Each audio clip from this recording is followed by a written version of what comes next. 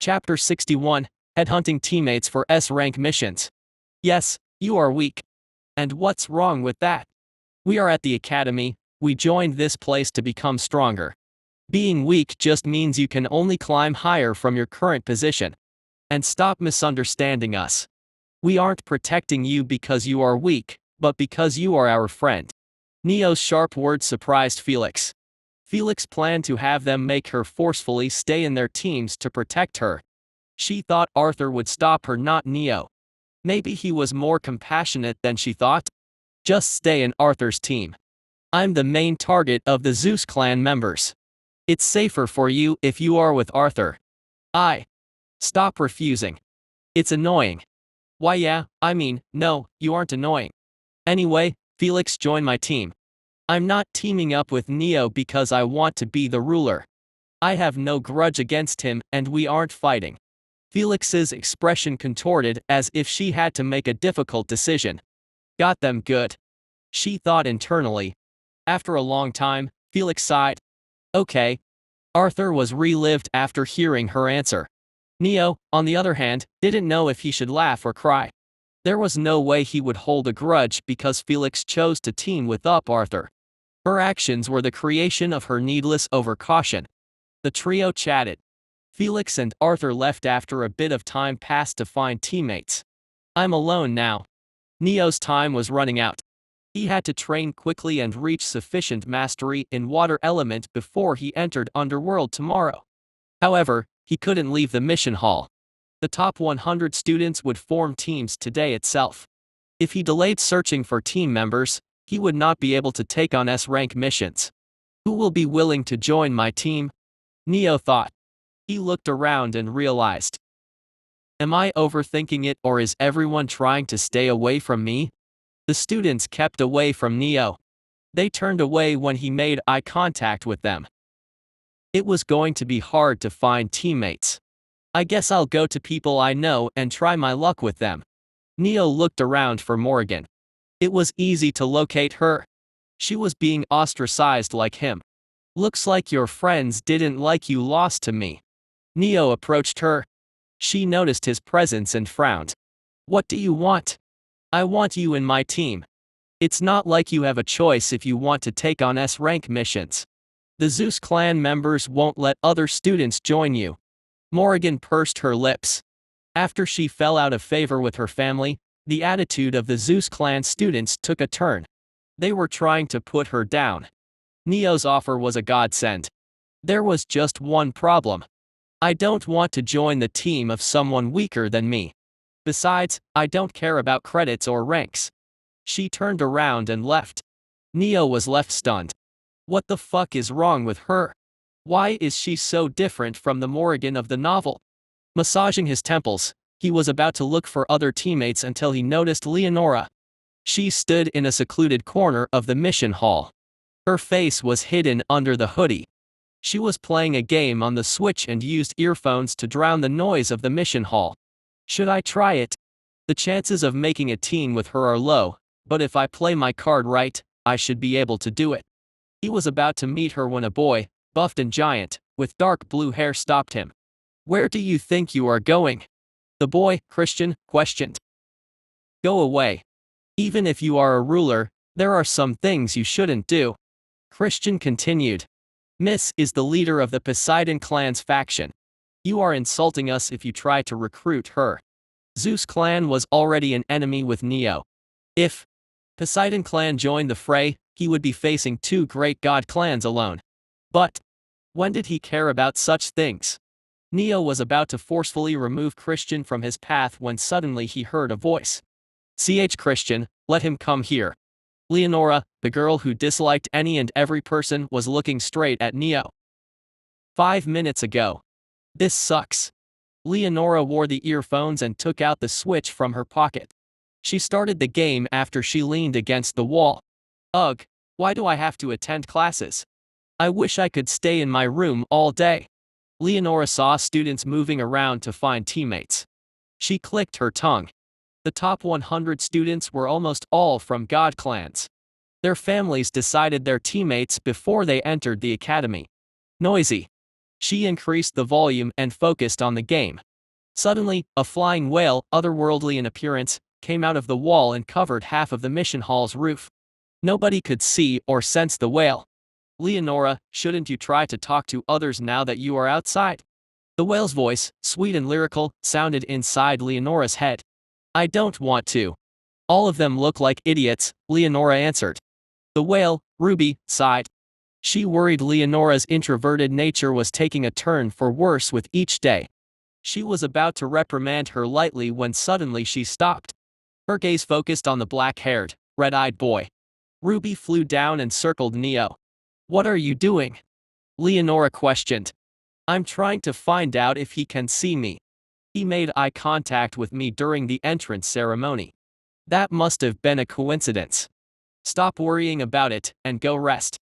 Ace, you've really become not so sweet anymore, Leonora. Really? That's a good thing if it stops others from approaching me. Ruby continued to monitor Neo. When he was rejected by Morrigan and tried to approach Leonora, she spoke. Join his team. We need to keep an eye on him. No, it sounds like work, and Dad will throw a fit if I join a team other than with my clanmates. Leonora did not even bother to ask for reason behind Ruby's suggestion. Chapter 62, Invisible Bloodlust. Her laziness exasperated Ruby. You will regret it if you let the boy move on his own. Ruby explained in simpler words. Mastery over elements was done by experiencing the element and getting as close to them as possible. Death element was the same. Neo's high mastery over it signified he killed thousands, if not tens of thousands, of people. His murders were probably being hidden by his brother. Letting someone as dangerous as Neo roam unsupervised was asking for a disaster to occur. That's what you are worried about. I don't need to monitor him.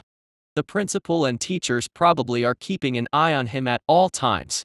Ace, is this the naivety of childhood or the complacent of the strong? The spirit sighs irked Leonora. Ruby spoke before Leonora could complain. You of all people should know one can bend the rules. It's easy for that boy to harm others without breaking rules. Moreover, his brother is not to be trifled with. The boy is moving around as if nothing happened even after the commotion in the country of mermaids. If he wants he can act as he wished in the academy too. Leonora doubted Neo could do anything on the academy ground. However, Ruby's words planted the seed of doubt in her heart. What if Neo's brother could really save him from consequences? Wouldn't that mean he would go berserk in the academy whenever he felt like it? Oh, it feels like trouble is soon to arrive. Leonora spoke as if the matter had nothing to do with her. Leonora, the boy antagonized the Lightning Clan already. There is no guarantee he will not target your clan next. If he starts a storm, the responsibility to deal with the aftermath will fall over you. Leonora stiffened. As the de facto leader of Poseidon Clan Circle, all problems inside the academy were to be solved by her. She didn't like work and ignored everything. But if Neo was actually a mass murderer and he aimed for her clanmates, she would have no choice but to intervene. Her hands trembled at the thought of soon-to-arrive workload. And no, what should I do? I don't want to work. Join his team. If you keep an eye on him at all times, you can stop him before he does anything. Leonora thought about it. Ruby's words made sense. However, unknown to her, Ruby's words were a lie to trick her. Her intentions were to stick close to Neo so as to his sword. What is it? It's a spirit, but not a spirit at the same time. I need to find out and eliminate them both if it's something dangerous. Christian, let him come here. Hearing her words, Christian frowned. He let Neo pass. But Neo didn't move. What was that? I definitely sensed bloodlust aimed at me. Neo scanned the area with his senses. He couldn't find the source of the bloodlust. Suddenly, a voice appeared inside his head. Spirit. Aiming. For us. Both. Dangerous. Obita's presence became strong when it spoke. However, it returned to sleep soon after. The few words were enough for Neo to know Ruby, Leonora's spirit, was the source of the bloodlust. Spirits were born from the elemental seeds. They were autonomous beings and could support their masters in day-to-day life as well as combat. The only weakness of a spirit was it could not stray too far from its master. What is it? Why did you stop? Neo didn't know why Ruby's bloodlust leaked. There was a chance she wanted to kill him. Why? He didn't know. Was it okay to recruit Leonora if it meant being in close proximity to Ruby? Neo weighed both options before he made the decision. I think it should be clear, but I'll say it for the sake of it. He approached her. I want to recruit you. Okay. He felt a bit surprised at her quick answer. It confirmed his suspicions. Ruby must have advised Leonora to team up with me. It feels like that spirit is up to no good. Wait, miss. You can't do that. Christian reacted. The Patriarch would kill me if you go against Patriarch's words again. Please just team up with us. Noisy. Shut up. Christian closed his mouth when she stared at him in the eye. Stuck between a hard place and a rock, he really wanted to cry. Neo looked at him with a sympathetic gaze. Poor guy. It's not like he can force Leonora since he is weaker than her. After receiving the confirmation, Neo sent the team form to Leonora. She had to sign it with her name. The verification process would take a day. She would officially become his teammate after that. Right. Give me your number too. Why? She looked at him suspiciously. I need to contact you for missions. Why else would I want your number? Oh. She was about to give him her number when she remembered something. I have a condition if you want me to join your team. I won't do any work. You need to handle everything yourself. Neo more or less expected it from her. Her original plan was to join the Poseidon clan members' team and let them do all the work. He nodded. I'm fine with it. I just want your name for S-rank missions. You can join them if you want or not. Wait, let me join your team too. Christian interrupted. He looked at Neo with a desperate gaze. The Patriarch will behead me if he found out I let Miss join your team. I might be able to survive if I tell him I joined the team with Miss and I will protect her on the missions. Don't worry. I will do all my duties as a team member. I'm rank 25 and I'm pretty strong. Please, let me be your teammate. It was weird to see someone with a big body like Christian almost on the verge of tears. Besides, Christian's actual strength was in top 10. He took 25th rank as Leonora originally planned to take 24th rank and he couldn't rank higher than the leader of his circle. Chapter 63, Coffin of Darkness. Neo sent the team form to Christian. He filled it immediately and shook Neo's hand. Thanks you. You just saved my neck. It's no problem. I'm happy to have a strong teammate. While Christian didn't show it, Neo's amicable attitude surprised him. He thought Neo would be a stuck-up kid who was drunk on his strength. His personality will take him far. I guess it's a good choice to let Miss join his team. Sigh, it's not like Miss will listen to me if I tell her to not team up with him. Neo's team became qualified for S-rank mission. Now he just had to wait for the team form to be verified. We still have 2 spots left. Should I bring some people from my clan to join us? Christian asked. Neo shook his head. If 4 out of 5 people belong to Poseidon clan, his team would be branded as a member of their faction, and he would become their underling in others' eyes. I will find the other 2 members by myself. Neo exchanged contacts with Christian and left. He could fill the remaining spots with random team members. I need to train. I don't have much time left. Just as he was about to step out of the mission hall, a boy with red flaming hair blocked his path. Let me join your team. Mars grinned. He continued with fervor. I have decided you will be my rival. Okay. Neo exchanged contact with Mars, sent him the team form, and left before Mars could react. There is no way I'm waiting for that battle fanatic to talk. I bet he would ask for a spar. Mars chose the 100th rank since his clan ordered him to. His actual combat ability was way higher. Even if Mars had a few screws loose, he was worth teaming up with. Neo entered his dorm room and locked it from inside. He stepped into the training hall. Finally, I can train. Neo used the Essence Breath spell to recover his divine energy. There was something Neo had to check before he trained his water element. Darkness. He formed the necessary hand sign. Come. The divine energy rushed into his core. After being infused with darkness element, it spread throughout his body. The hand sign blocked the magic circuits on Neo's hands. It acted like a valve, and the divine energy, with nowhere to go, rushed towards his feet. His magic circuits on the sole of the feet were the most developed after the magic circuits on the palms. The darkness spread out and formed a domain beneath his feet. Neo opened his eyes. He stared at the darkness. So this is why I had to use the hand signs. Spells were fascinating. Neo had been using them without understanding how they worked. Repeated usage of necrotic touch developed the magic circuits on his palms. Ocean's Embrace did the same for all of his magic circuits. It was why he could use darkness in one go when he tried. Because the magic circuits on his feet grew after he used Ocean's Embrace over and over again. I failed to trigger necrotic touch when I tried it for the first time, as my magic circuits were completely dormant. It was all interconnected. Everything happened for a reason. Neo couldn't contain his excitement. He started training to grow stronger. He didn't want to be mediocre.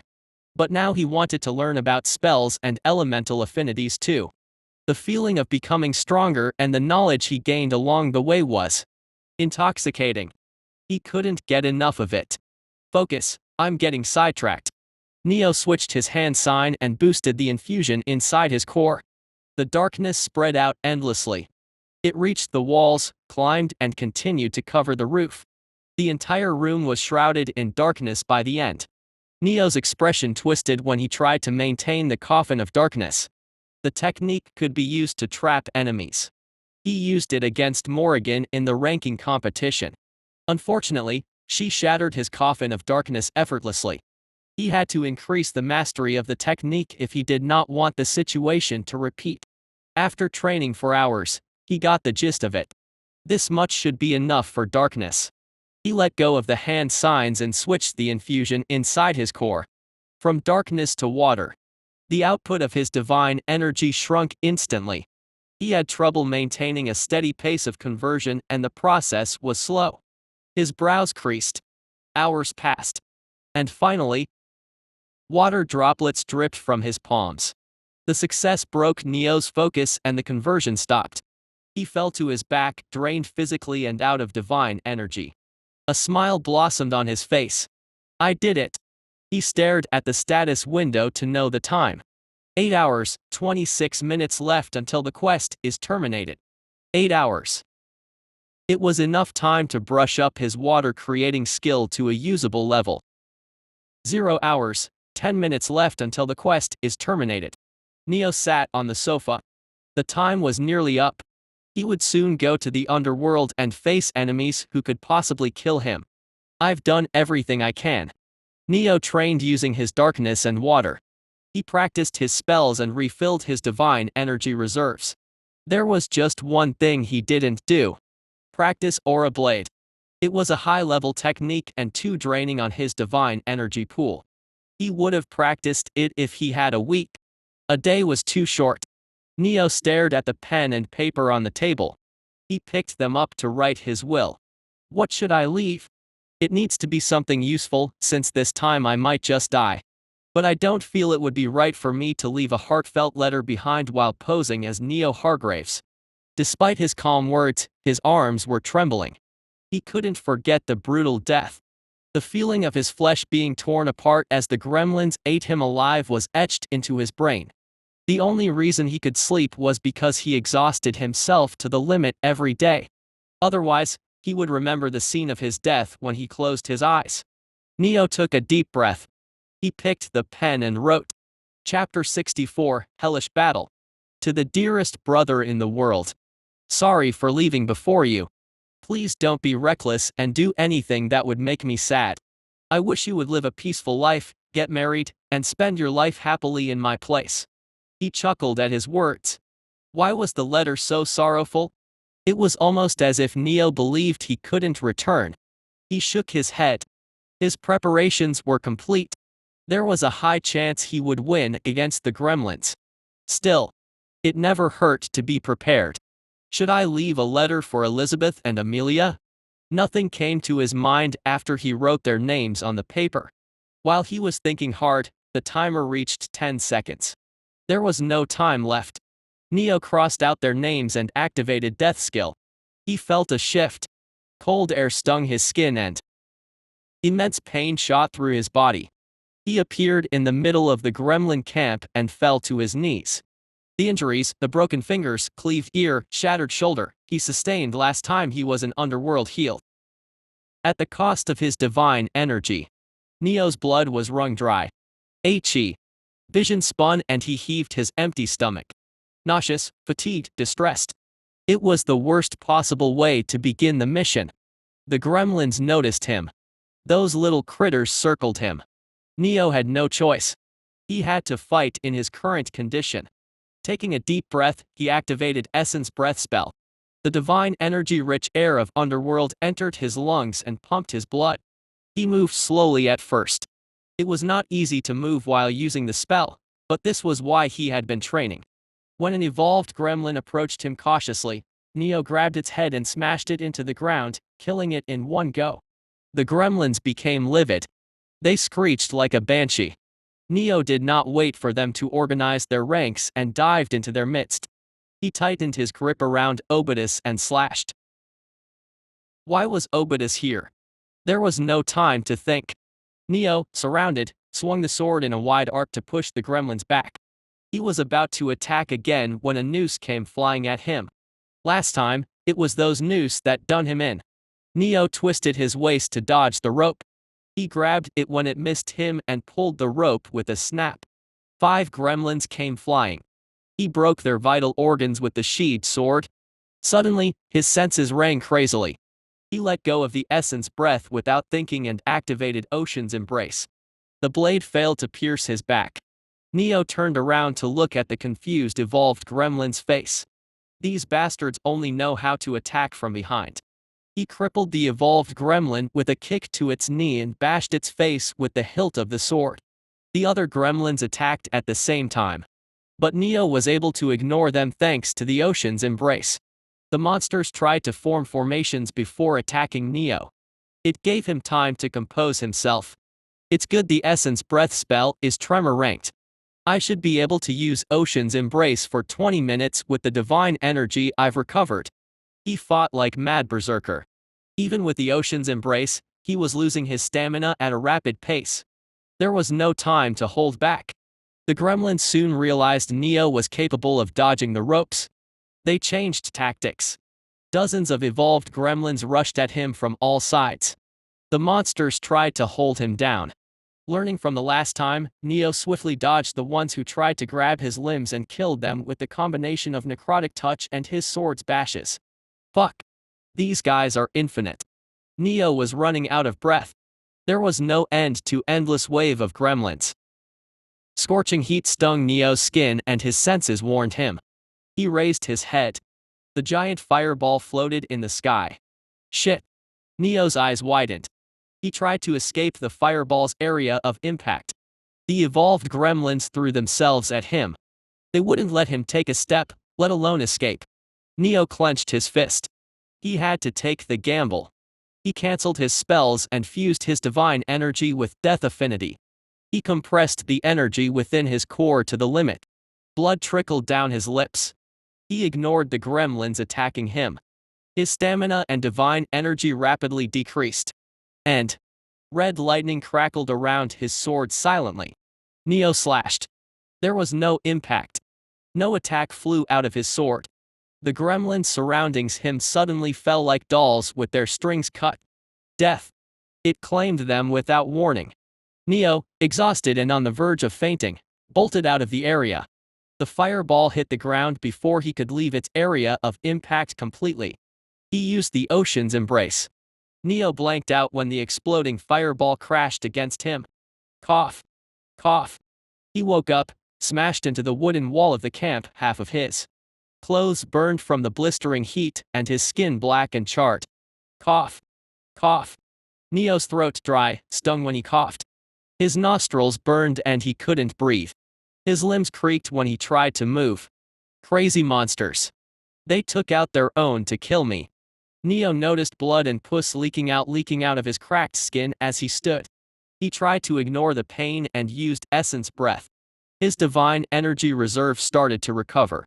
He stood up and scanned the area. Half of the camp was destroyed by the fireball.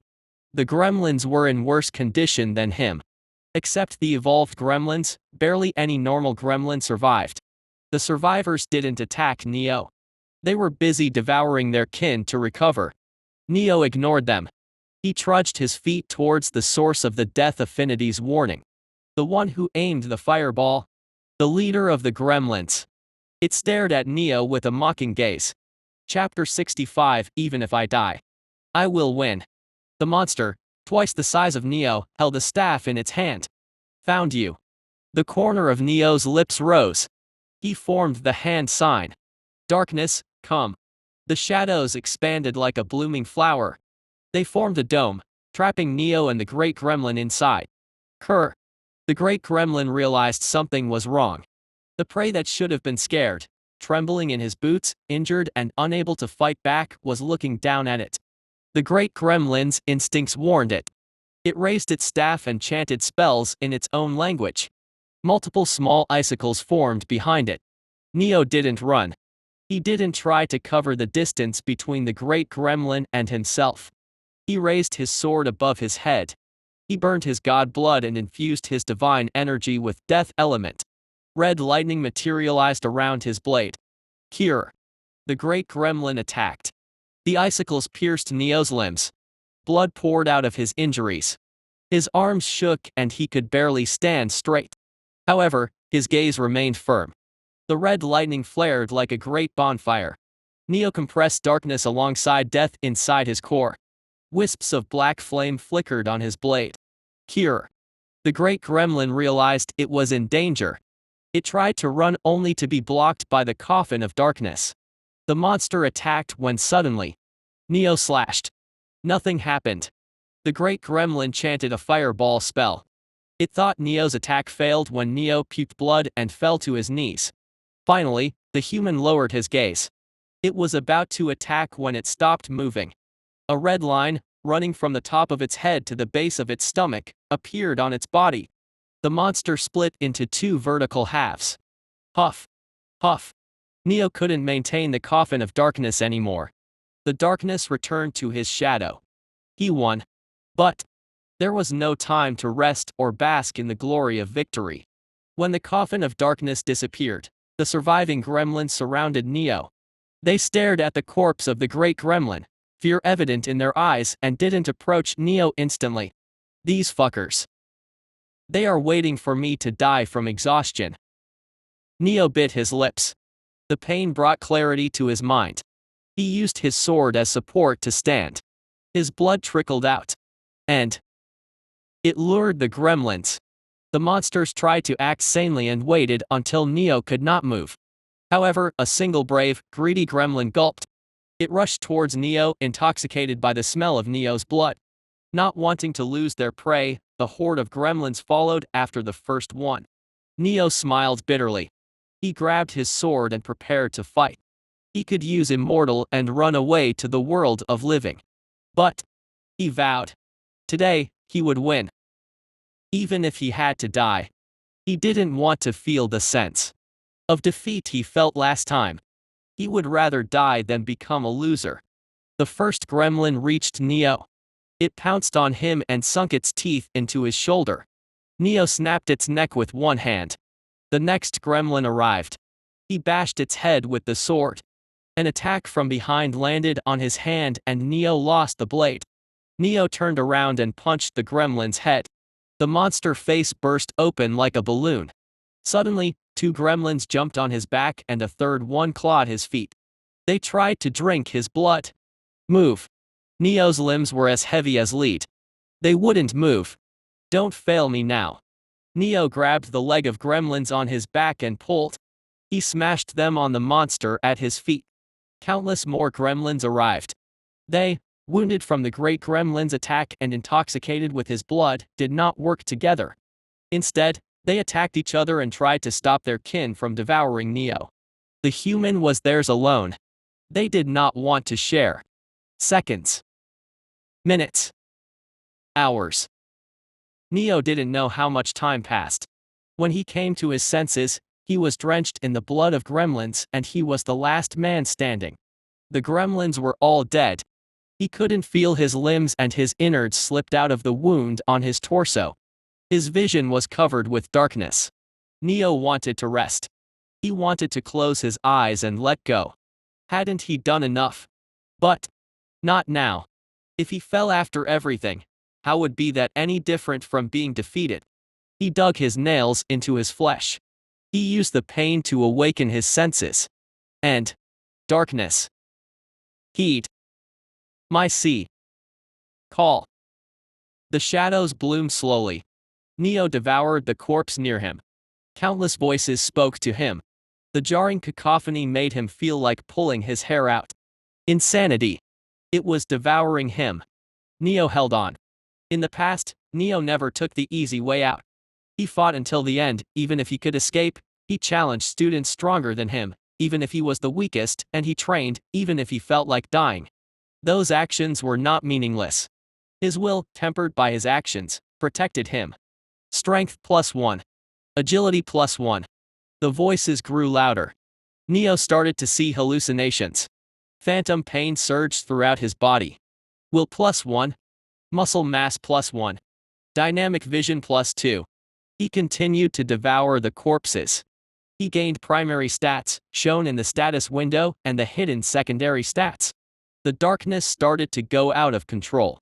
It devoured Neo alongside the corpses. The insanity was overtaking him. And he held on. He continued to devour. For that one stat. The only way for him to survive. Finally. Regeneration +3. Neo saw the light at the end of the tunnel. His vision improved and he could breathe again. He let go of the darkness and crashed to the ground. His breaths were shallow and he was wounded badly. However, he was healing. Slowly, but definitely. Neo used Essence Breath spell while he waited for his body to recover. Chapter 66, Creeping Insanity. He sat up after a few hours. Fortunately, the heavy amount of gremlin blood covering him hid the smell of his blood. I feel like shit. He looked around. There were hundreds of corpses left for him to devour. I shouldn't do that. I'll go insane if I try to devour anything else. His eyes wandered to the body of Great Gremlin. Even if he couldn't devour others, he should devour it. He trudged to the corpse and called upon the darkness. They are coming am live where this will fall fully will de everyone will de. His blood vessels burned and he felt they would burst. Constitution +1. Spell casting speed +1.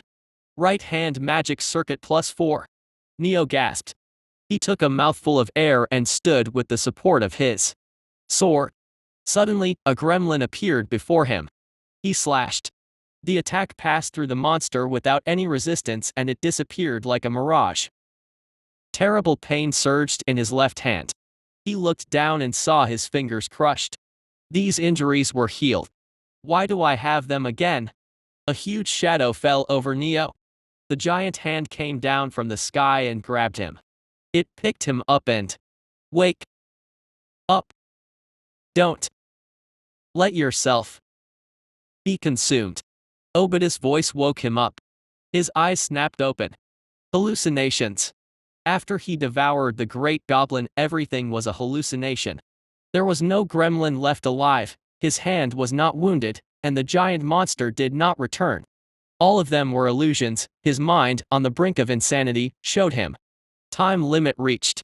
You will be forcibly revived. Neo woke up in his dorm. 12 hours passed already. He felt tired. The clock struck 12 and he regained the 4th stack of Immortal. Alert! You've left the quest area. Please return within 5 days, or the quest will be terminated. Unlike last time, where he got 10 days of time limit, it halved to 5 days. A sigh escaped Neo's lips. Barbados' training was far more brutal than he predicted. He gained a huge boost in stats, both primary and secondary, But it wasn't without risks. A smile appeared on his face. I did it. I won. Neo didn't face a shameful defeat like last time. He emerged victorious and returned with his head held high. His blood burned with excitement. He won against hundreds of enemies. Ha ha ha, I can do it if I try, huh? He was no longer the same Neo as the one in the past. Neo could say with confidence he wasn't mediocre anymore. He felt his eyes burn as he tried to hold back tears. His efforts weren't useless. As long as he worked hard, he was rewarded. The rush of adrenaline and dopamine erased his sleep. He used essence breath to recover his divine energy before returning to Underworld. Ukh. Neo groaned. His divine energy was rapidly reduced to heal his broken body. It feels like shit, he said with a smile. The gremlin camp looked like it experienced a war. Half of the wooden walls and monsters were burned, remaining half were chewed out by their kin, and the rest had their bones and heads bashed in by Neo. This reminds me. Why is Obidus here? He looked down. The sword was at his waist. Obidus was a spirit technically. Spirits consumed a portion of their master's soul to grow. They replaced the missing portion of the soul and became the better half of their master. Since Obidus is my spirit, does that mean it can visit and leave Underworld along with me? It was good news. Neo roamed the destroyed camp of gremlins. The area, filled with blood and corpses, would soon attract monsters. I need to leave.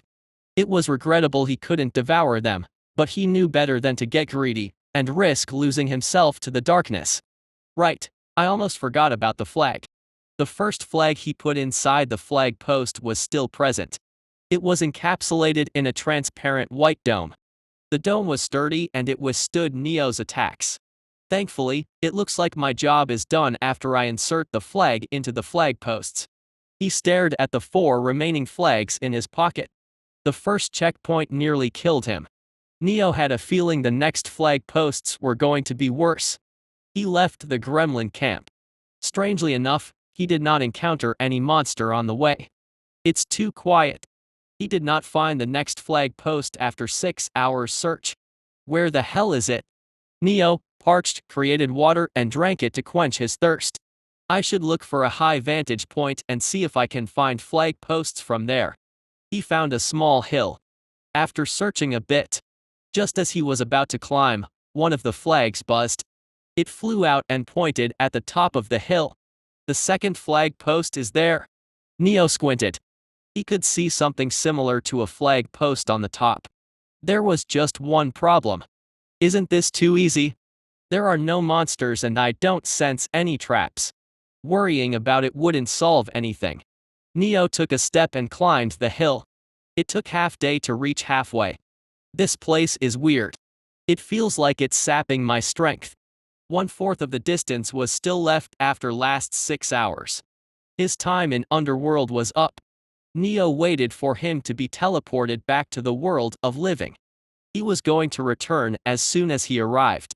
But, nothing happened. He was not revived. A sense of unease appeared in Neo's heart. He opened his mouth. Status. The blue screen did not pop up. He repeated different words. The result was the same. He tried to use his spells, affinities, and divine energy. He couldn't do anything. What is happening? The mountain was weird. Neo had to get off. He turned around and looked at the path he walked only to realize a horrible truth. Chapter 67, Devouring Darkness. The path downwards was miles away. Neo recalled something. The hill was small. He should have reached the top within a few minutes. However, he completed only 3/4 of the way after 12 hours of walking. It was impossible unless. This is the second trial. An opponent worse than hundreds of gremlins combined. An enemy he couldn't defeat with physical strength. The flag post was at the top. Neo decided to climb upwards. Minutes turned into hours and hours into days. After the second day, he did not feel like he was making any progress. No matter how much he walked, the distance to the top wouldn't reduce. It's a good thing I can create water, or I might have died already, Neo said on the 4th day. Surprisingly, water element was the only element he could use. He could only generate water and do nothing else with the element. It was as if his ability was being restricted by a higher power. A week went by. Neo was starting to feel hungry. As a grade 4 awakened demigod, he could live without water and food longer than humans. There was, however, a limit. Fuck, should I just climb down? On the 9th day, Neo realized he might have walked over 100 miles. The distance between him and the base of the hill continued to increase. Besides, there was no guarantee he could climb downhill. There should be limit to how much this mountain can stretch. If I keep climbing, I'm bound to reach the top. 20 days passed. Neo's stomach hurt. He felt weak and fatigued. He continued to climb. After 50 days, the pain intensified to the point he couldn't stand straight. He felt frail, his body shivered uncontrollably, and it was cold. Neo started to lose his focus by the 68th day. He would frequently go into daze and sleepwalk. He hit his limit on the 85th day. Taking a breath sent throes of agony across his body, let alone walking. By the 90th day, the pain disappeared. He felt emptiness gnawing inside him, eating at his emotions, leaving him numb. I have to reach the top. Neo repeated the same words to himself for the past 3 months. He diverted all of his attention and energy to climb even a step higher. Apex. Zenith. The top. He would reach it. At the 100th day, Neo stopped breathing. He didn't even realize he died. Neo's eyes snapped open. He fell to his knees, gasping for breath, drenched in sweat, and shivering uncontrollably. Time until you are forcefully revived, 5 hours and 26 minutes. Neo was back. To the base of the hill. How? He couldn't believe the screen floating before his eyes. 3 months ago, he started climbing when 5 hours and 29 minutes were left until his revival. So, why? Why did only 3 minutes pass when, in truth, he experienced 3 months? Neo stared at the mountain. He expanded his senses and the hill is shrouded in darkness. He bit his lips. All of it had been hallucination created by the darkness. The months of pain, agony, and despair had been nothing but a lie. Neo just stood with his head down. He didn't move for a few minutes. That damned Barbados. He gave me a hellish trial. Neo woke up from the hallucinations through pure luck. If he tried to climb the mountain again, there was no guarantee he would wake up again. The second trial was far worse than the first trial. Unless he found a way to resist the darkness. No way. Resist the darkness? Neo stopped speaking. He suddenly understood the method to clear the second trial. It gave him shivers. Fucking hell. How is this training? He is trying to kill me. The only way to resist the darkness was to increase his mastery over it. The hill was coated in thick miasma of darkness. It was unsuitable for training. The gremlins. I need to devour all of them. If I don't go insane, my mastery over darkness would gain a huge boost. Barbados did not leave him a choice. The trial was made in a way where it forced Neo to devour every gremlin to increase his mastery of darkness element. Neo returned to camp of gremlins. He saw 3 quadrupedal monsters with pinkish skin, blazing red eyes and sharp teeth, feeding on the corpses. The monsters pounced on Neo when they noticed him. Neo let them bite his ocean's embrace and finished them with necrotic touch. He gazed at the hundreds of corpses. There was no way he could remain sane after devouring them. But it was the only path ahead. Before devouring the corpses, Neo repaired the camp's boundary using the wood from the trees. There was a high chance monsters would come after smelling the blood. Not only Neo had to fight the insanity of darkness, he had to protect the corpses from being stolen by the monsters. This much should be enough. He stared at the crude walls. They could barely provide any defense. Their only job was to warn Neo if someone broke through them to enter the camp. I should start. Neo formed the Enma 10 in hand sign. Darkness, come. The shadows bloomed. They spread out in a controlled manner and covered a small area around Neo. He absorbed the 6 corpses he placed inside his domain. The whispers returned. They spoke to Neo. Suddenly, Neo felt his emotions slipping out of his control. Anger, fear, jealousy. Emotions that weren't his own invaded his mind. He found himself unable to control his urges. He wanted to wreak havoc. Impulses of destruction and rage fueled his heart. The corpses, completely devoured, disappeared, and they took the voices along with them. After the foreign emotions vanished, Neo snapped out of the rage. He realized his mind had been influenced by the darkness. His body shivered. He felt cold. So very cold. Digestion +1. Hearing +2. 6 corpses devoured. Over 300 corpses remained. Chapter 68, Forged Through the Flames of Darkness. Neo took a deep breath. He waited for his emotions to calm down before starting again. The darkness devoured the monsters. He ate a small amount. The voices screeched inside his head. It felt like his mind was torn apart hundreds of times and each piece was forced to listen to a different jarring voice. Right hand dexterity +1. Vision +2. Black blood, tainted by darkness, dripped from his eyes. Neo tried to rein the rampaging darkness. Phantom. Pain surged through his body. Hallucinations of his deaths appeared in front of his eyes. Neo bit his tongue. He hoped the pain would help him hold on to his sanity. Darkness. Devour. He moved to another set of corpses. Thousands of images appeared inside his head. The lives of gremlins, their feasts, their traditions of consuming their kin, the memories of the praise they devoured. Everything was inserted into his head in a split second. Neo felt his head split. Ah. Arg. HGG. He groaned. His body stiffened. His eyes turned pitch black and he frothed from the mouth. Neo lost control over the darkness. It climbed his feet and wrapped around his body like a cocoon.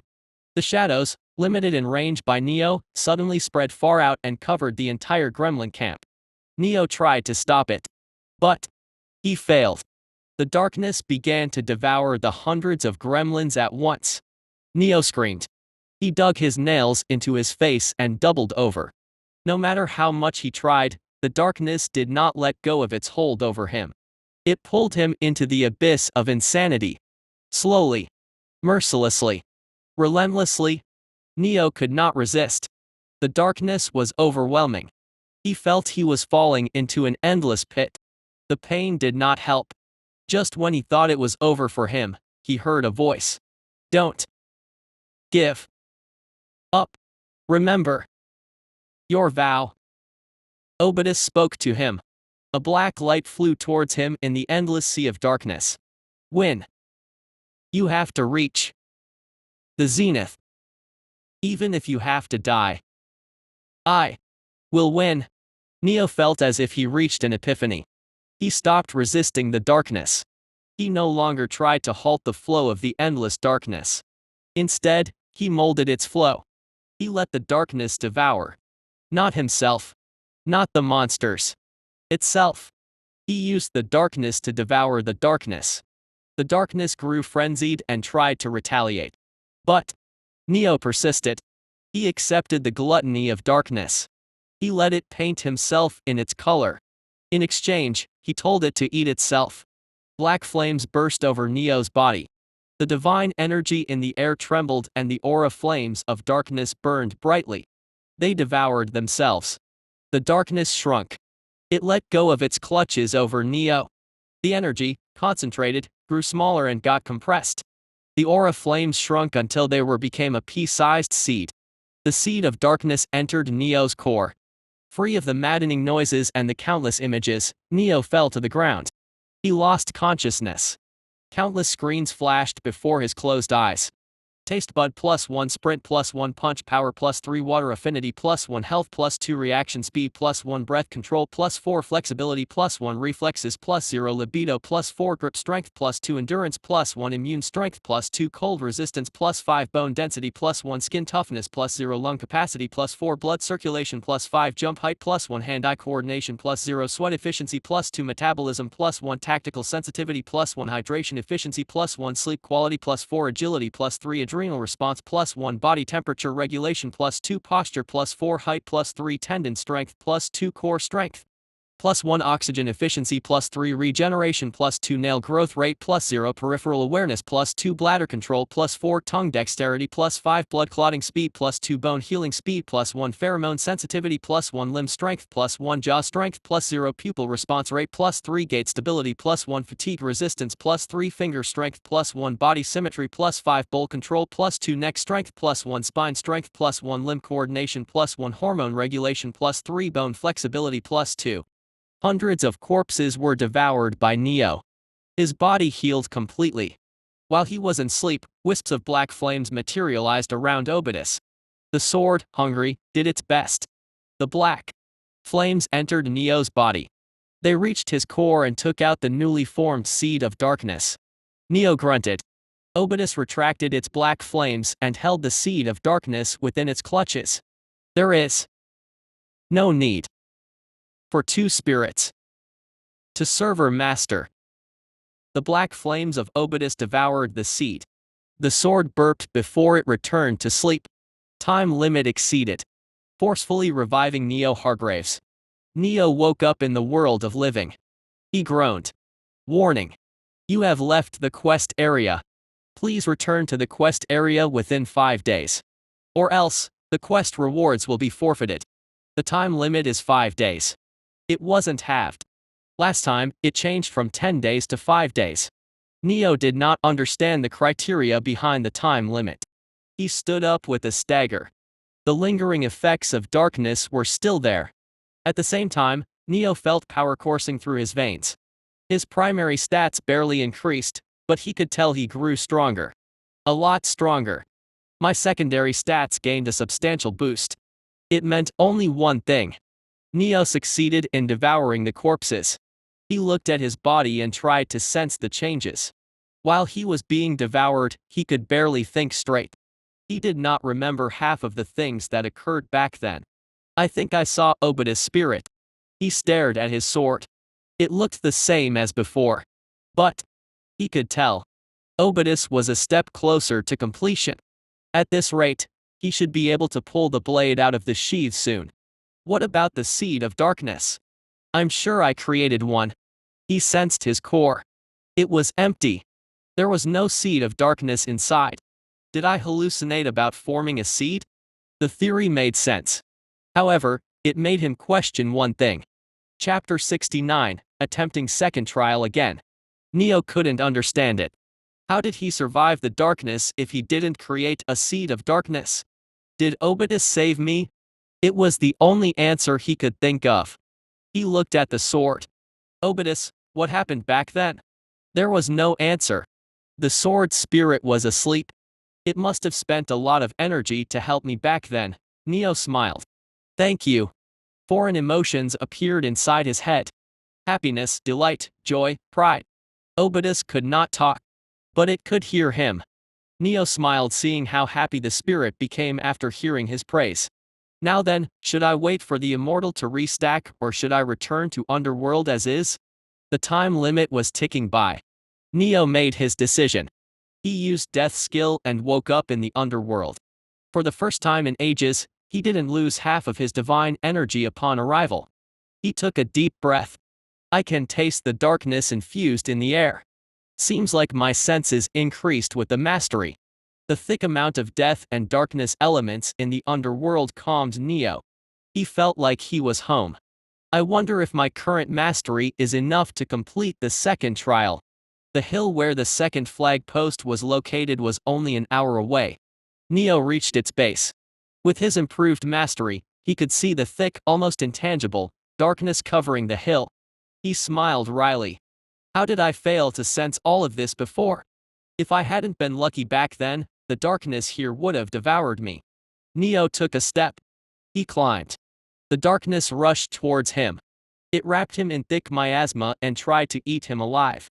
Insanity attacked his mind. Emotions that weren't his own. Memories of a past he never experienced. Desperate pleas he never made. His mind buzzed with countless thoughts. Neo continued to walk. He ignored everything. His mind, numbed, withstood the onslaught unwaveringly. The darkness surged when he reached halfway through the path. Black flames of darkness materialized. They tried to burn Neo, but he was one with the darkness already. The black flames of such level were no longer a threat to him. So he walked, step by step, and he reached the top. Neo took out the flag and inserted it into the flag post. Suddenly, the flag post shined and it absorbed all of the darkness lingering on the hill. The second trial is done. Neo couldn't help but think it was ironic.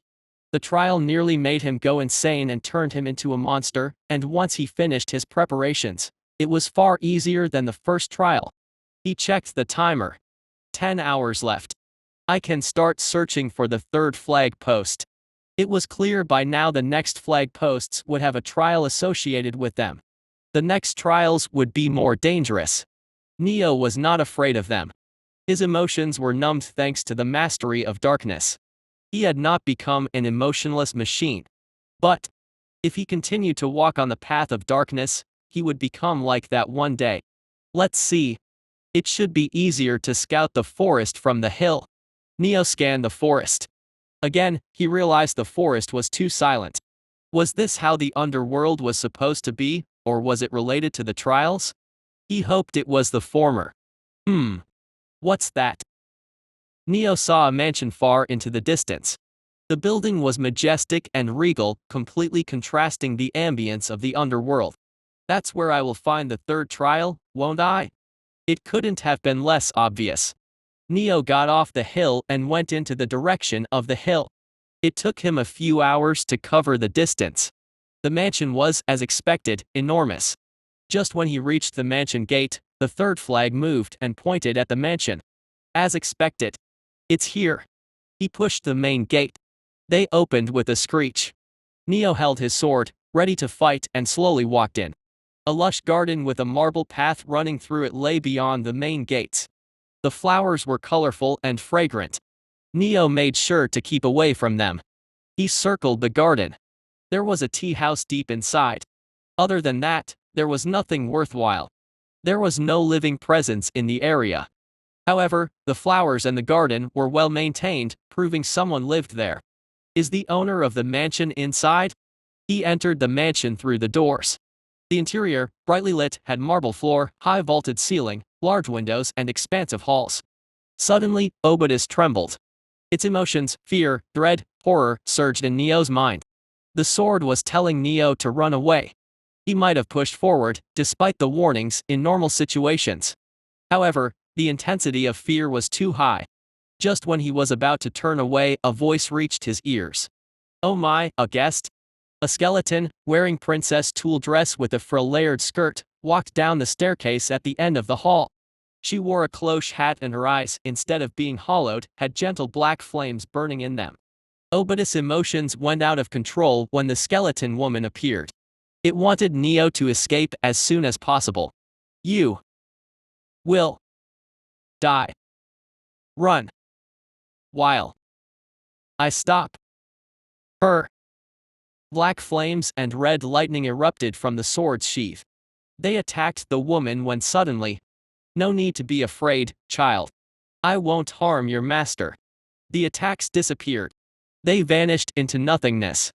Obidus tried to fight again. Sleep, the woman spoke. And Obidus' spirit went into a slumber. I apologize for being forceful, but it didn't look like she would listen to me. The woman smiled wryly. Despite her face being a skeletal head, Neo could tell her expressions. She was smiling. She was beautiful. She was. These aren't my thoughts or emotions. The gravity of the situation finally hit Neo. He never sensed his mind being invaded, and why was he so calm?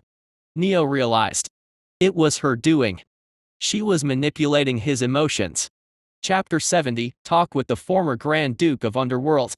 Oh my, you've reached apprentice mastery in darkness already? The woman smiled in delight. I wasn't expecting that, she said. She snapped her fingers. Suddenly, Neo felt as if a hand holding his head disappeared. His thoughts were his own again. The woman descended down the staircase and stood in front of him. I'm Payman Lenoir, former Grand Duke, pleased to make your acquaintance. She curtsied. Neo felt compelled to answer. Neo Hargraves. Just Hargraves. She gasped only to realize her gesture was rude. Pardon my surprise. It is my first time meeting a kin of his who has yet to go through ennoblement. This must be why Barbados came to find me. Neo didn't understand the current situation. His mind told him to run away. But his senses were calm. They told him there was no danger. Either the woman had no intention of harming him, or she was too strong for him to even think of escaping. What is this trial? The woman snapped out of her thoughts and faced him. Oh my, look at me. I haven't even asked you for a tea. Please follow me. She walked towards the garden. When Neo didn't follow her, she showed him a small flag post. I will give this to you if you listen to my words. Neo followed her. The two stepped out of the mansion and entered the garden. It took them a few minutes to reach the tea house. Please sit. She pulled a chair for him and began preparing a tea. What are you? He asked as sat you feel. Same as Barbados. We do. We might have inherited the monarch's blood, but it doesn't belong to us, so we never noticed we felt same. Heyman poured him the tea. Inherited the blood. You are a Grim Reaper too? Was. She sat in front of him and drank from her cup. How old are you? She asked. First year in Demigod Academy. You are quite young. What about family? Do you have siblings? Brother, yes, an older one. That's a surprise. There are 2 descendants of the monarch in a single era. It's a good news. I wouldn't say that. My brother couldn't awaken his god blood. Oh, I'm sorry to hear that. He must have been devastated. It's the opposite. We didn't know we had the blood of monarch until I awakened. I haven't told him about it either. Why? Didn't have the time to tell him. The two talked over the tea like old friends. Heyman asked questions and Neo answered. It looked like she just wanted to talk to him. It was peaceful. And it made Neo suspicious. There is no need to be cautious. I only wanted a conversation partner, she said as if she read his mind. Aren't you the former Grand Duke? Should be no shortage of people who want to talk to you. Heyman placed her empty teacup on the table. She looked him in the eye. You could say I lost the interest in anything and everything. The reason I wanted to talk to you was to see if a descendant of monarch could rouse my interest. Neo frowned. Suddenly, Heyman slashed with her arm. A sigh came out of her sleeves and the blade stopped just before Neo's eyes. Neo wasn't afraid. Even though he should have been. He stared at the tip of the scythe calmly. I'm the same as you. My emotions have been numbed. I gained immense power as I walked on the path of darkness. But I can't feel anything anymore, she said. Heyman retracted her arm after the scythe disappeared. She took out the flag post. This is your 3rd trial. Teach me about emotions. Neo looked at her, unable to understand the nuisance behind her words. How far you can walk on the path of darkness is measured by your emotions. The more emotions you can sacrifice, the higher your progress. But sacrifice everything, and you'll reach your limit, never to progress on the path again. I've lost them all. So, teach me about what I can't remember. It was a difficult trial. The 2nd trial was nothing compared to it. Last time, he knew what he had to do. But now, he had no idea. Barbados has made this trial for you. Teaching me will have you teach yourself about the emotions too. If you succeed, you won't fall to the numbness of darkness in the future. Neo massaged his head. Fuck. Heyman chuckled when she saw his expression. You should return to the world of living. It should be time for your academy to begin. Worry not, we have plenty of time. Time. Neo's expression worsened. The time limit would begin when he returned to the other side. Okay. Neo stood up and used Immortal to leave. He wanted to refresh his mind and try to come up with a solution. The world shifted. Neo woke up in his room. The sunlight peeking through the window made him squint. He waited for the quest timer to appear. But... Where is it? It never came. Just then, he heard a voice. It's been a while since I came to the world of living. A small skeleton doll, the size of Neo's palm, wearing a cute dress, jumped down from his head. It landed on the table and looked at him with his burning black eyes. Payman. Indeed, it is I, Payman, in bones. She chuckled. Neo sank back into the sofa. A sigh of relief escaped his lips. This is why the timer didn't appear. I haven't left the quest area as Payman came with me. The quest is going on even though I've returned to this side. It was one less thing to worry about. However, he still had to think of a way to teach Payman about emotions. You should freshen up. No. The classes should be starting soon. Neo nodded. He had a lot of things to do in the world of living. Finding the 5th team member, completing the team registration, learning about magic spells and complete missions. The worst? He had a Barbados training too. Why are you smiling? Payman questioned. Nothing, I'm just happy. Everything he did was for his future. How could he not be happy? Chapter 71, The Trickery of Darkness. He stood up and folded the will he wrote before leaving. What is this? Payman asked. My will. Neo placed it inside the drawer.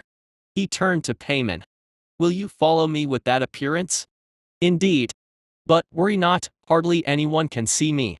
Now, give me your hand. He followed her words. Payman jumped on his palm and climbed his arm. She sat on his shoulder. Let's go, my soldier. Neo smiled at her actions. He grabbed the door's handle, opened it, and saw his homeroom teacher, Anna, and a short old woman, the principal probably, outside. Anna carried a long bag on her back while Charlotte stood with a cane support. The two women stared at him. Neo, surprised, quickly calmed down. Charlotte opened her mouth before him. See, Elise? He is alive. I told you it was a needless worry. Anna, maybe Elise was her nickname, did not reply to the principal. She stared at Neo silently. Her gaze shifted to his shoulder and she looked at Payman. Neo froze. Now, young man, don't be surprised too much. Ask us to enter the room at least. You are making us stand at your doorsteps, Charlotte said. Please come inside. The two women entered. Neo closed the door behind them and followed them into the hall. Charlotte sat on the main sofa and Anna on the small one on her right. Neo was on sofa next to the Anna and directly in front of Charlotte. Young man, can you release your death aura? Charlotte asked. Confused, he asked cautiously. Why? We sensed a thick aura of death and darkness on the campus a few hours ago. It took us time to find its source and the clues led us to you, Charlotte answered. Neo noticed Anna's gaze was aimed at Payman. Could she see her? Hopefully not. Young man? Okay. He unleashed his death aura.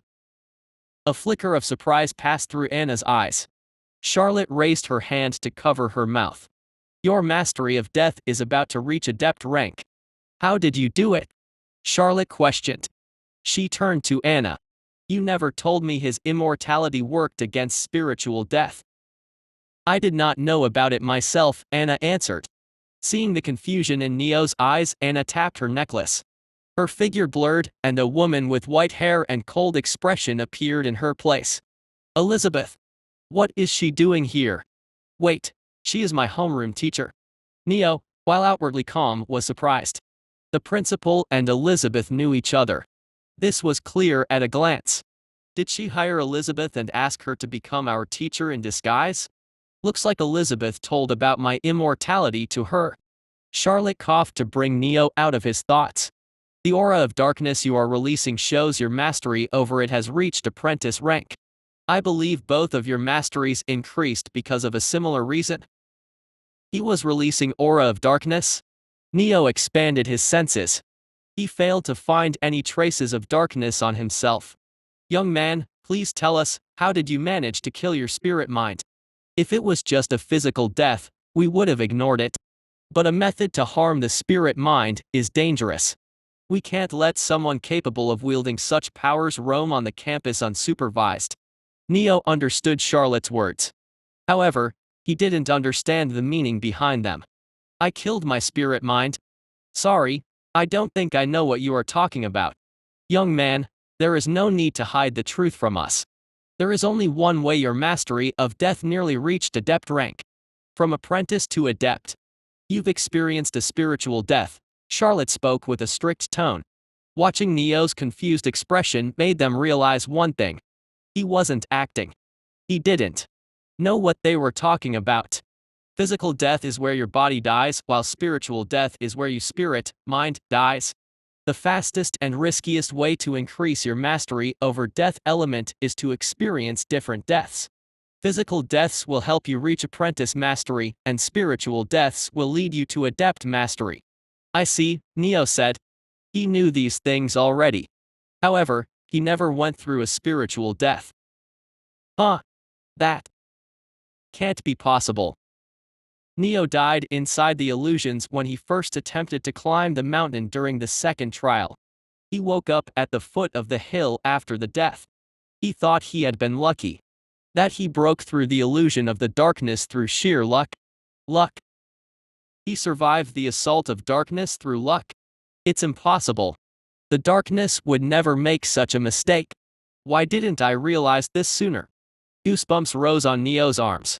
I didn't survive back then. My mind was consumed by the darkness even though I was physically alive at the base of the mountain. Neo's face hardened.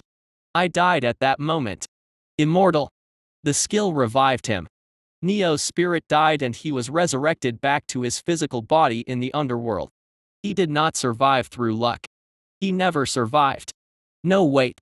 If I was resurrected back then, why didn't the count of immortal reduce? Neo opened the status.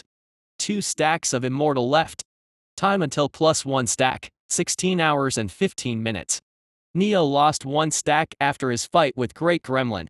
It was restacked after the midnight. This left him with 4 stacks. He lost 1 of them after he devoured all gremlin corpses and another one when he returned with payment. He should have 2 stacks left. The status screen showed the same. So I never died inside the illusion. Neo felt confused.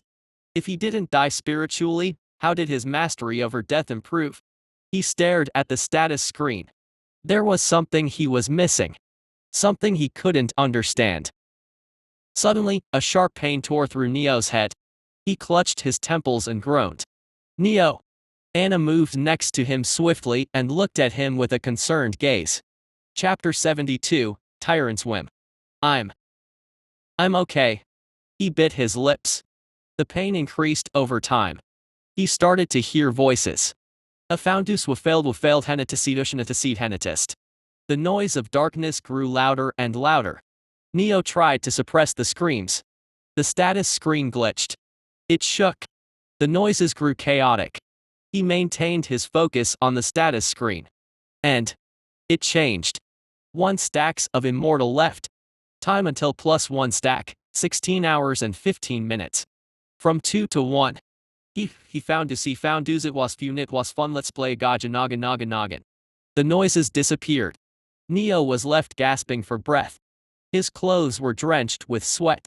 He raised his eyes and looked at Charlotte. The aura of darkness I was releasing. Do I still have it? It disappeared just now. Her answer horrified Neo. He had been, since the moment he stepped on the mountain, under the illusion of darkness. Had he killed himself twice, thinking he had 2 stacks left, when in truth, he had only 1 stack remaining. Neo took deep breaths to calm himself. It took him a few minutes. I'm sorry for acting weirdly, he said. Have you calmed down? Charlotte asked. Yes. Can you tell me what happened? I was under the influence of darkness until now. I see. Charlotte's gaze sharpened. Back to the topic, how did your masteries increase? Payman spoke before Neo could.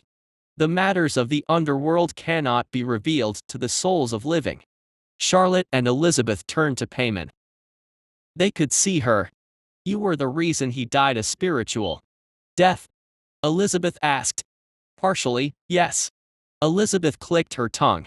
And Payman's body suddenly exploded. Neo was left stunned. Why did you do that? Because she made me angry. Elizabeth ignored Neo's trepidation and looked him in the eye. Did she threaten you when you visited the underworld?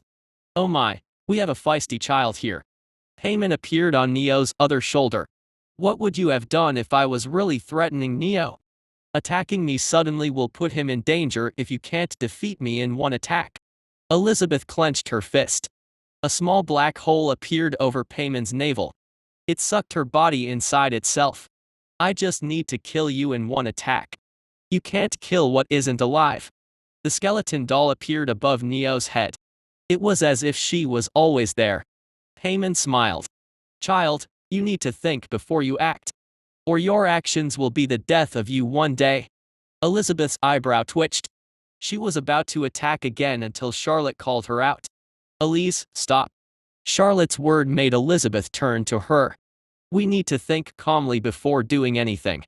That being is from Underworld. Her words changed nothing. Elizabeth was still raring to go. She suddenly looked at Neo, realizing he would be caught up if they fought without holding back, and returned to her seat with a fiery gaze. Thank you for stopping.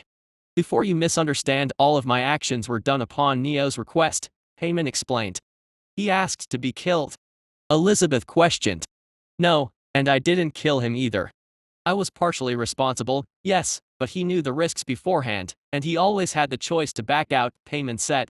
A heavy aura appeared in the room as Elizabeth tried to control her anger. She turned to Neo. Why didn't you back out? I was training. His words made her go silent. She asked after a few seconds. How many times have you died while you train? A few times? I don't remember the exact number. Suddenly, Neo felt as if he was being stared at by a predator. His back was drenched in sweat and his teeth clattered. Neo. Elizabeth spoke. There was no warmth in her eyes. It was the gaze of a tyrant.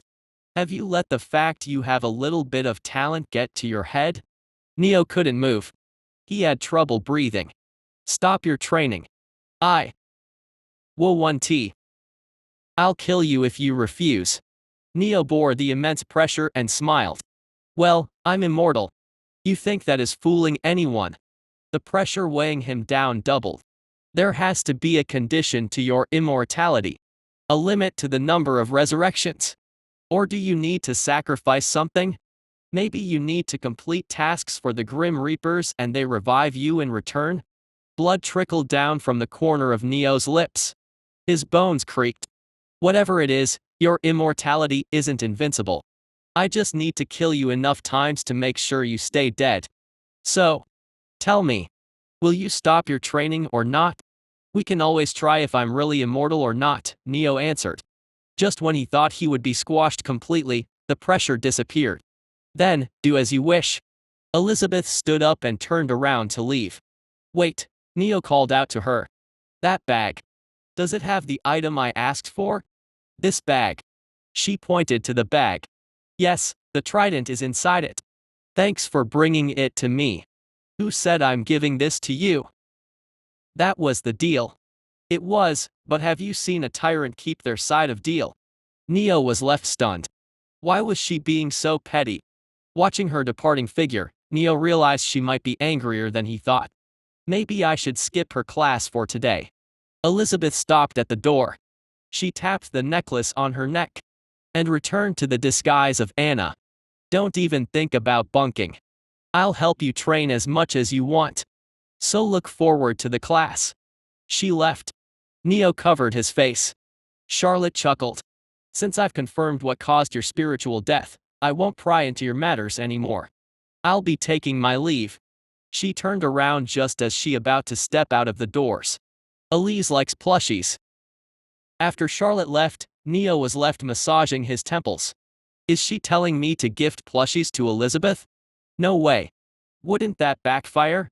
He could imagine himself getting blown by a gravity attack after he decided to gift a plushie to Elizabeth. I should just go to the class. Neo stood up. He walked down the corridor and spoke to Payman. Chapter 73, Even pettiness should have limits. Why didn't you tell me I was being influenced by the darkness? I'm not here to help you. The trials are yours and yours alone to clear. Fair enough. Seeing her smile, Neo understood it was a facade. Payman smiled since it was seen as a friendly act and it lowered others' defense towards her. It wasn't because she was happy. The distance to the class was considerable.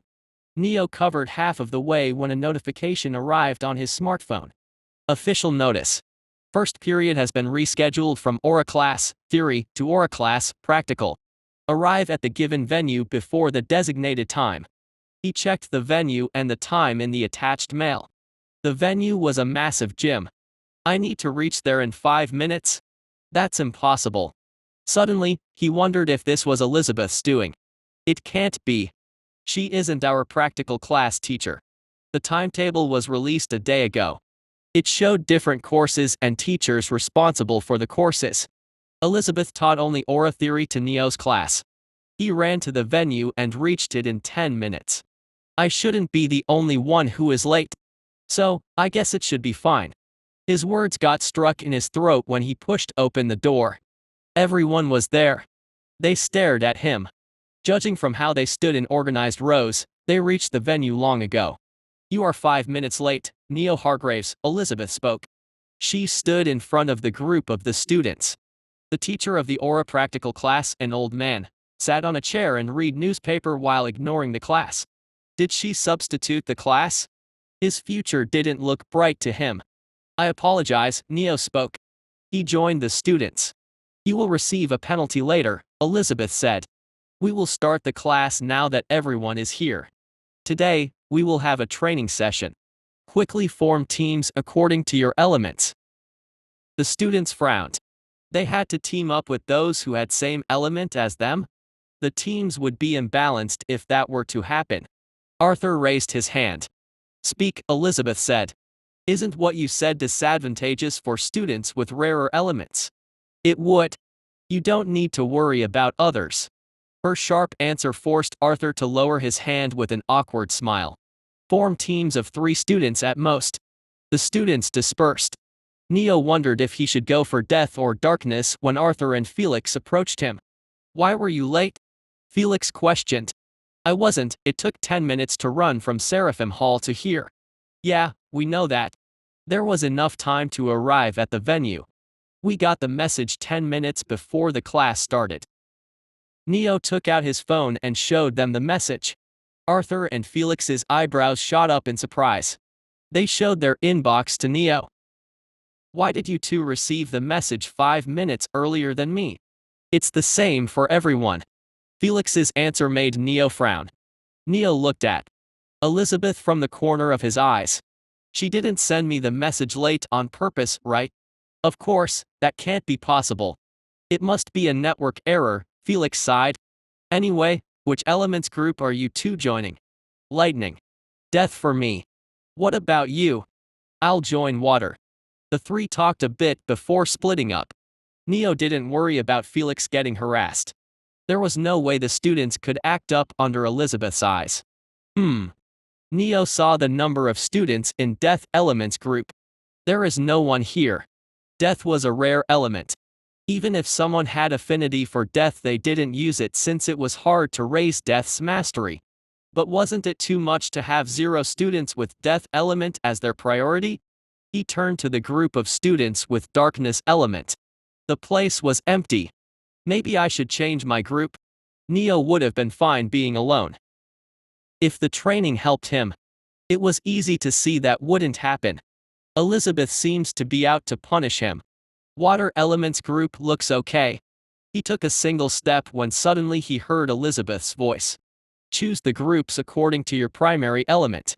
She spoke while looking at him. Neo closed his eyes.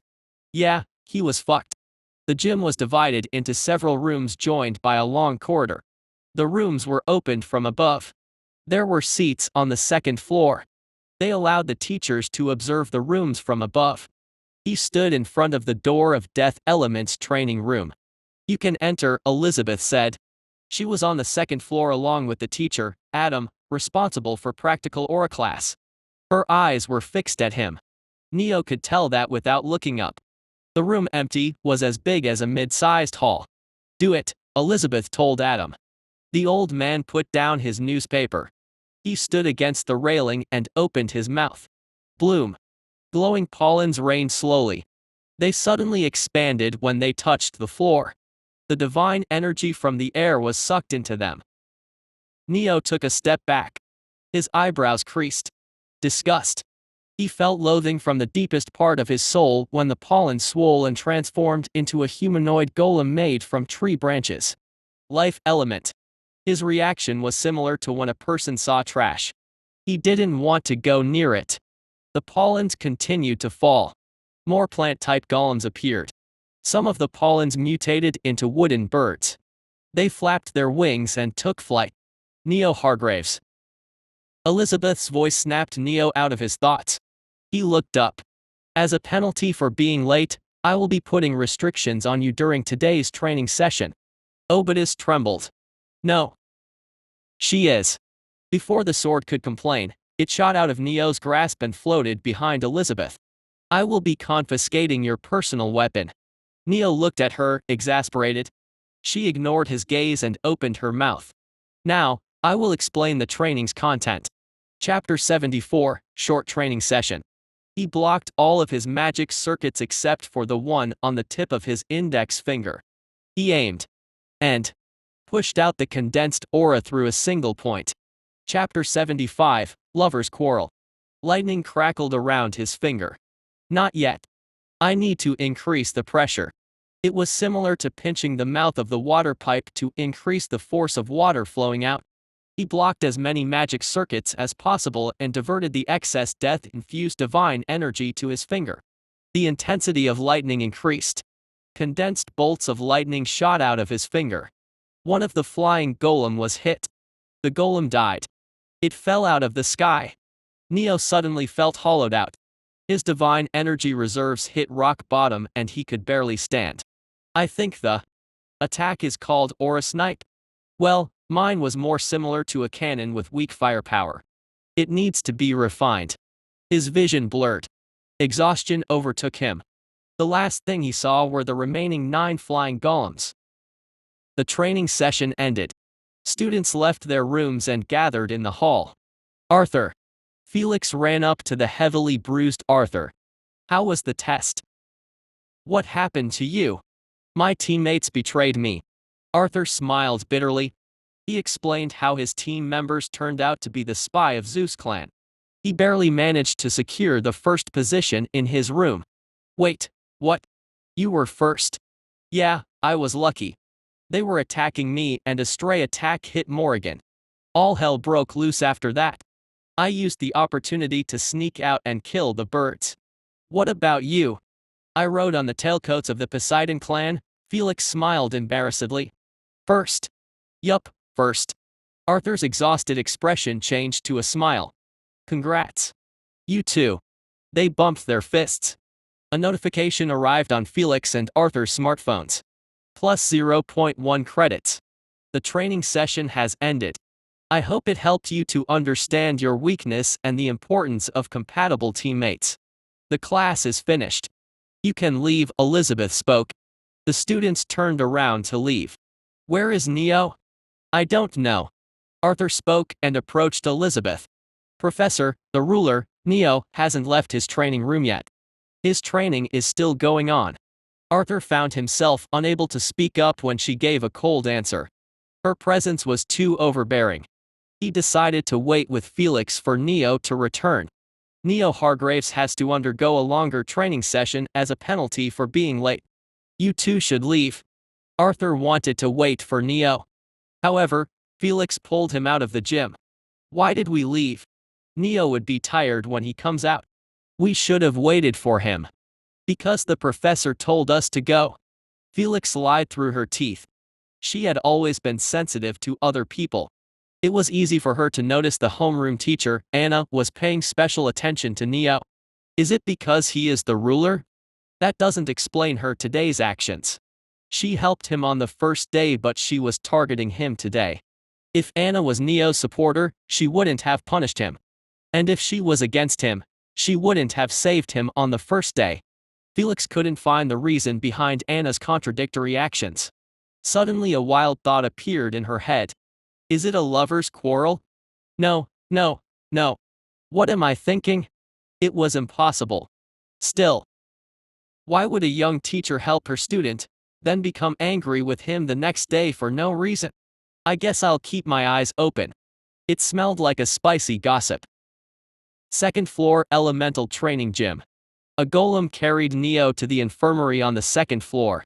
The nurse set up a blood transfusion to help Neo recover his divine energy faster. God blood gained through this method was harmful, as every demigod had a different bloodline. The method was not dangerous if it was done in small quantities, and it recovered the divine energy quickly. As for the physical injuries, all demigods had superior healing, and Neo barely sustained any wounds, hence the nurse did not need to use elixirs to heal him. Elizabeth entered the infirmary. How is he? Hale and hearty. His body is weak but, surprisingly, he wasn't injured. He should be waking up in an hour. The nurse left after the diagnosis. Elizabeth checked her schedule. She had a class to teach. I'll skip today. It's not an important class. She sat next to Neo's bed. He woke up an hour later.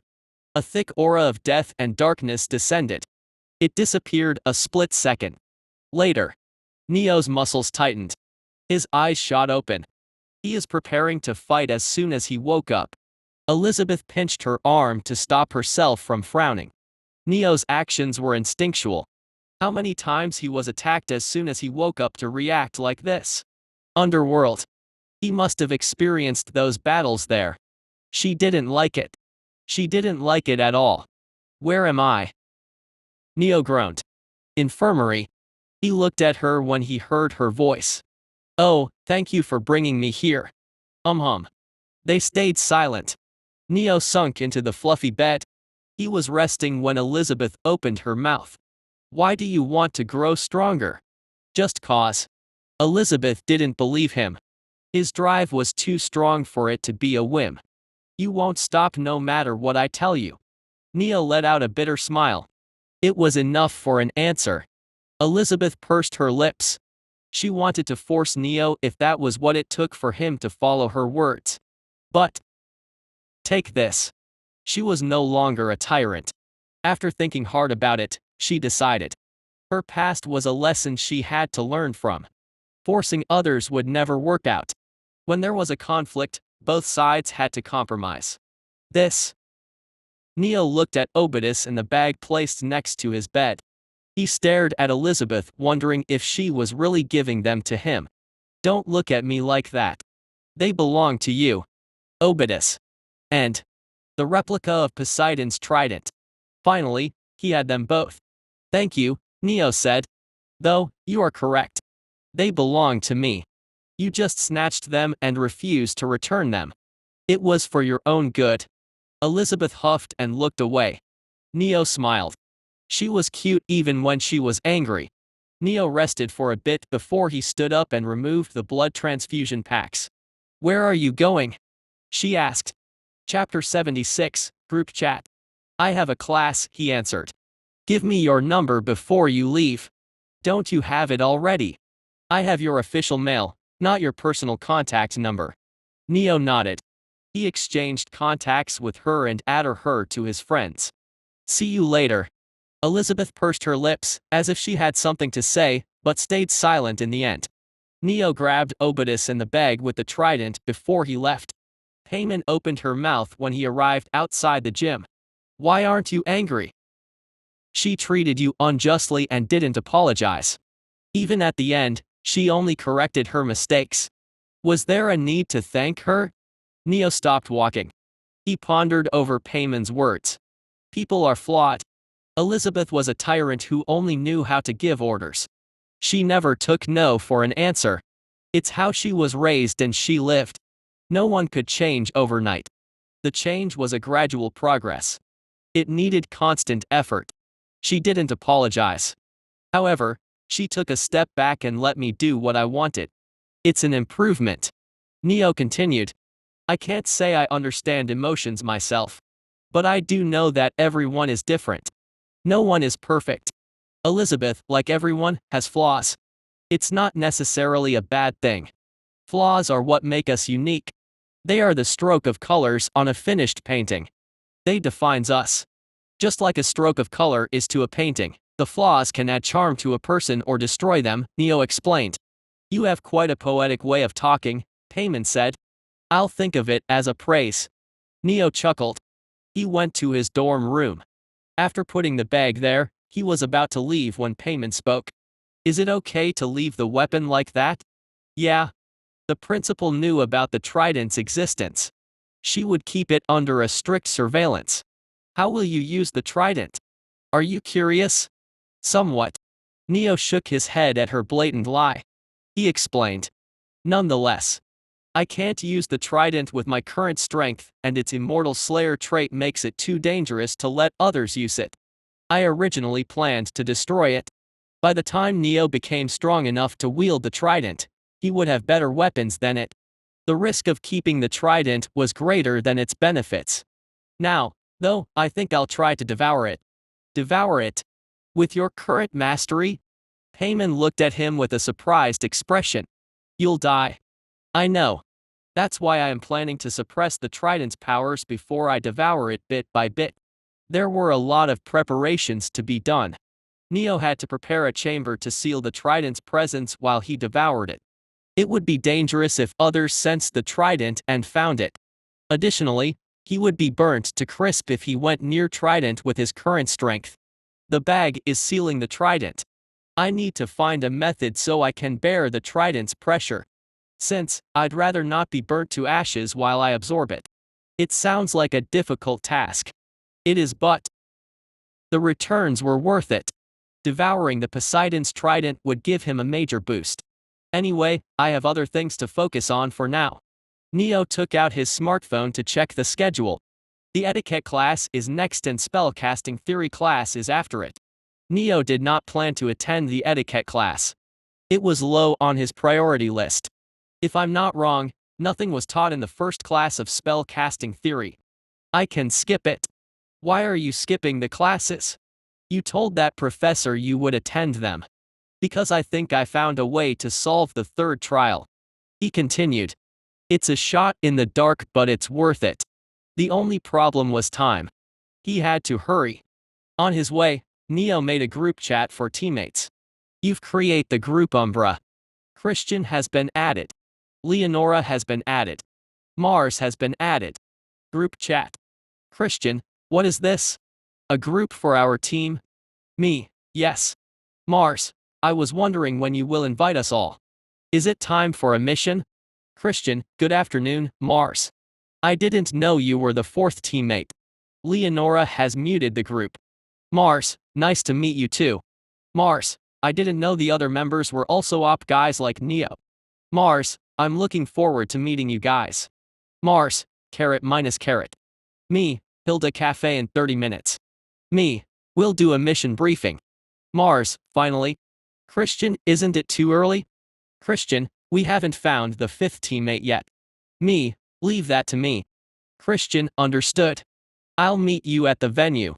Mars, I'm on my way already. Me, at Christian, bring Leonora too. She has muted the group. I doubt she will read the messages either. Christian. I'll do my best. Group chat. Neo closed the app. He wondered who he should choose as the fifth member. Someone who was already strong. Someone who would become useful in the future. Someone who was hiding his strength and identity. Or should he pick a random student? I don't know if the other person will join my team. The easiest way to get the fifth member is to pick anyone at random who agrees to join. Neo sat on the bench inside the mission hall. The place was filled with hundreds of first-year students. Who should I choose? Neo noticed someone looking at F-rank missions. Only solo students chose FD rank missions. The person had to be the same. Why isn't he in a team? No way, did he not join Arthur's team due to the butterfly effect? Neo took out his phone to confirm it from Felix. He might have struck diamond. Chat, Felix. Me, who are your teammates? Felix, YLOL. Felix, me, Arthur, Nathan, Clara and Sean. Felix, you don't know Clara and Sean. I'll introduce them to you. Later. Felix, Nathan is the same who attacked us during the entrance ceremony. The one who used shadows. Me, yeah, I remember him. Felix, what about your team? Me, Christian, Leonora and Mars. Felix, WTF. Felix, I know about Christian and Leonora. Felix, but how did you get Mars? Felix, he refused everyone. Felix, how did you do IT? Felix, don't ignore me. Chat, Felix. Neo closed the chats with a chuckle. The notifications continued to arrive. He ignored them. I bet he is going to be livid when we meet next time. His actions confused Payman. Chapter 77, Fifth Teammate. Is what you did really funny? Payman questioned. It is. Sometimes you just want to mess with others. Neo returned the phone to his pocket and waited. Jack continued to stare at F-rank missions, unable to pick a choice. He looked around for help and happened to meet Neo's eyes. Jack looked in a different direction quickly. I just made eye contact with him. He won't get angry, right? The rumors of Neo being a crazy bastard were spread far and wide. Jack did not want to have any connection with Neo. Suddenly, Neo stood up. He approached Jack. Don't run away. Don't run away. He isn't coming to me. He will pass by me and go somewhere else.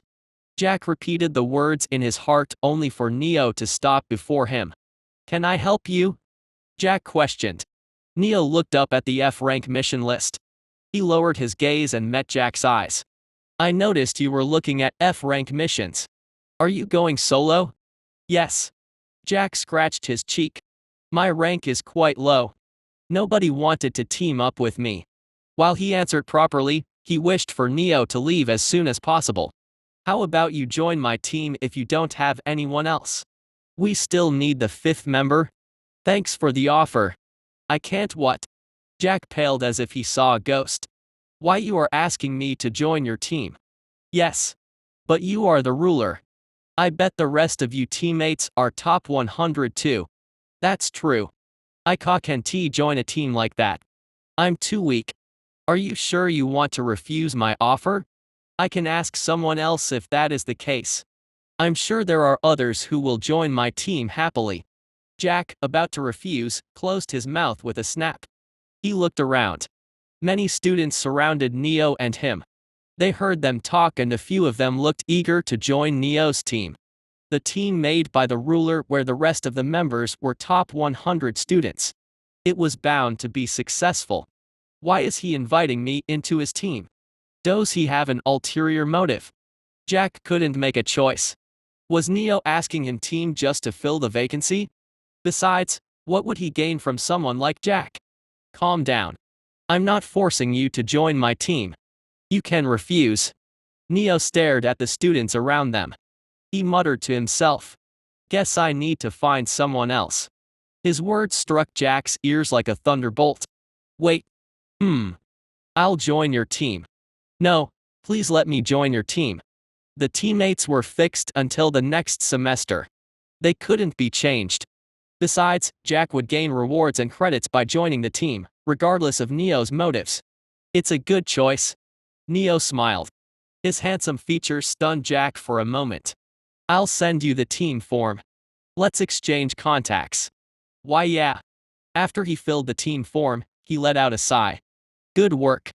Now let's go, I'll introduce you to the others. Jack nodded. They went around the campus and entered a cafe. Welcome. The host stammered when she noticed Neo's clothes. Ruler. The top-ranked student. Silence spread inside the cafe. The students stayed quiet. We have a reservation. I see. Please follow me. They entered the deeper area of the cafe. Jack couldn't help but cower at the attention he received by being at Neo's side. Is it always like this for him? The first rank was a respected position. Neo would receive recognition whenever he went, be it inside the academy or outside. Jack joined the team of such person. He was still having trouble believing the reality. The host took Neo to a private room. She opened the door. Your friends are inside. Neo entered the room with Jack. The room, fragrant, was small and cozy with a window towards the garden. Hey, you are finally here. Mars grinned. Good afternoon, Neo, Christian said. Leonora focused on her game and ignored him. Hi, he replied and pointed at Jack. He is our fifth team member. Hello, I'm Jack Hanma, 1721st rank. Jack's heart was beating loudly. His ears rang and he was sweating badly. Neo, while first rank and stone-faced, was amicable. But the three people in front of him had an unapproachable air. Jack knew about them. They were existences he could never dream to meet in his life. They didn't respond to Jack's greeting and stared at him instead. Thinking again, I shouldn't be in this team. Don't worry. They aren't angry, just wary of your aura. Neo placed a hand on Jack's shoulder. There is no need to be nervous. Take deep breaths. Jack never realized he was releasing his aura. He followed Neo's advice. The aura spreading out from him disappeared. That aura. It was Death Element? Christian asked. Why yeah. I'm sorry. My mastery is low and I can't control the aura. I swear I wasn't trying to threaten you. Low mastery. Christian frowned. Jack's aura wasn't weak. It was scary. No, not just scary. It was almost as frightening as Neo's aura. Had he been a second late to retract his aura, Leonora's spirit, Ruby, would have attacked him. Do you really rank in 1700s? Christian spoke. Jack nodded. Weird. Christian turned to Mars. It was rare to see Mars not smiling. What do you think? I don't know. He feels weak, but something is weird. It's like his strength doesn't have a fixed shape. Okay, that's it. You guys are being rude to Jack. Neo clapped. Jack, they are Leonora, Christian, and Mars in order. He is Jack. We can ask him about his specialties later. Welcome him at least. Mars and Christian nodded. I apologize if my words were rude. Sorry. We didn't mean to scare you. We were just startled because of your aura. It's fine. Jack realized they were not as scary as he thought. It was his fault to begin with. He was about to sit next to Leonora when she looked at him and clicked her tongue. Jack, being wise, chose to sit beside Christian and Mars. She frowned again when Neo sat by her side, but Neo ignored her. I'll explain the mission now. Chapter 78, Secret Revealed. Before that, there is something we must discuss, Christian said. That is, who will be the team leader? His words made Neo smile. Why are you asking me about this? The answer should be obvious. That. Christian pursed his lips. I hope you can let Miss be the team leader. Leonora raised her head from the screen with a snap and stared at Christian. I don't. It's not about your preferences, miss. You are the leader of Poseidon Clan's faction. It should be clear you can't work under someone else.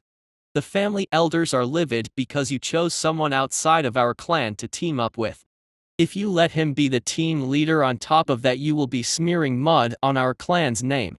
The elders won't let go of his matter. Christian's words made Leonora sulk. She didn't want to take the burdensome position of team leader. Neo, I hope you will understand our position.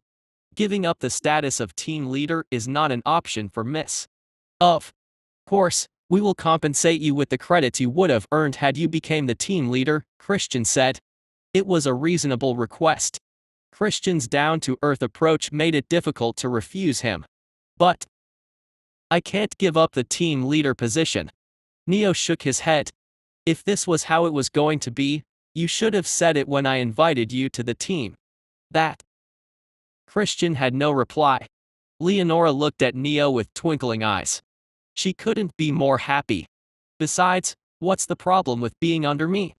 Sigh, you might not know this. The god clans look down on those from outside. It would have been fine if you were from a great god clan. Even a high god clan would have worked. But you aren't from either. Christian wasn't looking down on Neo's origin. He was revealing the harsh reality. There is no need to worry if that's true. I might not be from a god clan. However, I have the bloodline of Hades. Bloodline of Hades? I guess that works. Christian stopped speaking. He looked at Neo with a confused expression. Come again? I have the bloodline of great god of death. Seriously? Yeah. Christian took a deep breath. What? He shouted. Mars and Jack's reaction was no different. Even Leonora was looking at Neo with a stunned face. There has never been a demigod with Hades' bloodline. How do you have it? Christian grabbed Neo's shoulder. How? Calm down. It's not that big of news. How is it not big news? You are the only person with the god of death's bloodline. Do you realize you are the current clan leader of the third great god clan? Oh. Neo hadn't thought about it. Still, what use was the clan when he was the only member? No, this has to be a joke. Are you trying to prank us? Why would I joke about my bloodline? If my teammates misunderstand my abilities, it would endanger us on the missions. Christian grabbed his head. He needed time to digest the information. Damn, that's sick. That's why your auras were so powerful. Mars was quick to return to his usual mood. My heart didn't lie. I chose the perfect rival. Neo really wanted to know why and how he became Mars' rival, but he had an important task at hand. I guess that solves the problem of team leader. Next I'll explain about the mission. Neo continued. Tomorrow, an S-rank mission will be posted. It has 3 slots. That means 3 teams can choose it. I want our team to get one of the slots. That mission was the only way Neo came up with. It could help him clear the 3rd trial. Is the source of your information credible? Mars asked in place of Christian, who was still in denial. It is. Why do you want that mission? There are other S-rank missions too. You'll know it tomorrow. After talking a bit, the group disbanded. They agreed to meet in the mission hall tomorrow. Neo was on this way to Seraphim Hall when he received a message from Arthur. Why he is asking to meet at that place? The location was outside Teacher's dorm. Teacher's dorm lied between the buildings where their classes took place and the Seraphim Hall. It was not weird to meet up there on the way to the dorm. Neo was just sensitive after he was fucked over by Elizabeth once. I guess I'll go. He met Arthur on the bench under the tree's shade. What's up? Nothing. Felix said he had important news and wanted to meet us as quickly as possible. But I don't understand why he called us here. Arthur scratched his cheek. Neo sat beside him. The two waited for 15 minutes until Felix came out of the teacher's dorm. He fixed his clothes and waved at a female teacher who was looking down from her window. Huh? Arthur froze. Neo, please tell me I'm overthinking it, but does it look like Felix? Felix arrived next to them before Neo could answer. You changed your gender? Neo asked. Not changed. I can't control my unique skill. You don't know it since you are from outside of God clans. It's because I can't control my skill that I'm called the weakest demigod of the history.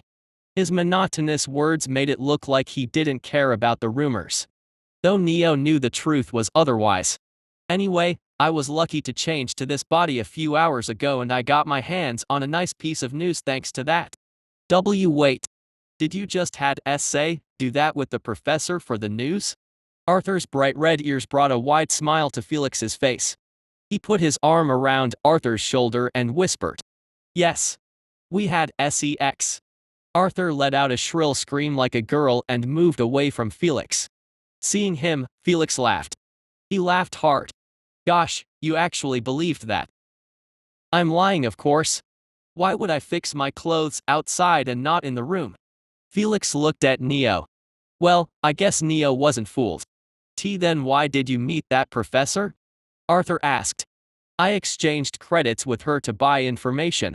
Why did the professor look so happy if all you did was buy information? Felix smiled without saying anything. Chapter 79, A Way to Solve the Third Trial. Felix smiled silently. It made Arthur's imagination run wild. Why wouldn't she be happy? She earned credits without lifting a finger, Neo thought. He chastised Arthur for overreacting. As if he wasn't the one whose brain stopped braining when he was with Elizabeth inside the water cave. Felix didn't say it, but Neo knew he must have borrowed credits from other students to pay the professor. He went ahead and did it even after I told him to not borrow credits from others or he won't be able to take on SS rank missions. Well, whatever. It's his choice. Arthur's flushed face wasn't coming down. Neo decided to change the topic. What's the news you wanted to tell us? Are you curious about it?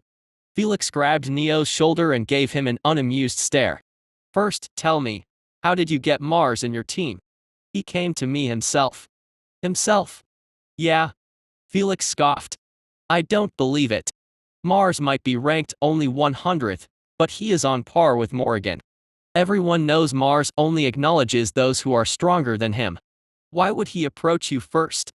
I don't know about it myself. If you don't believe me, ask anyone who saw Mars when he met me in the mission hall. Felix pursed his lips.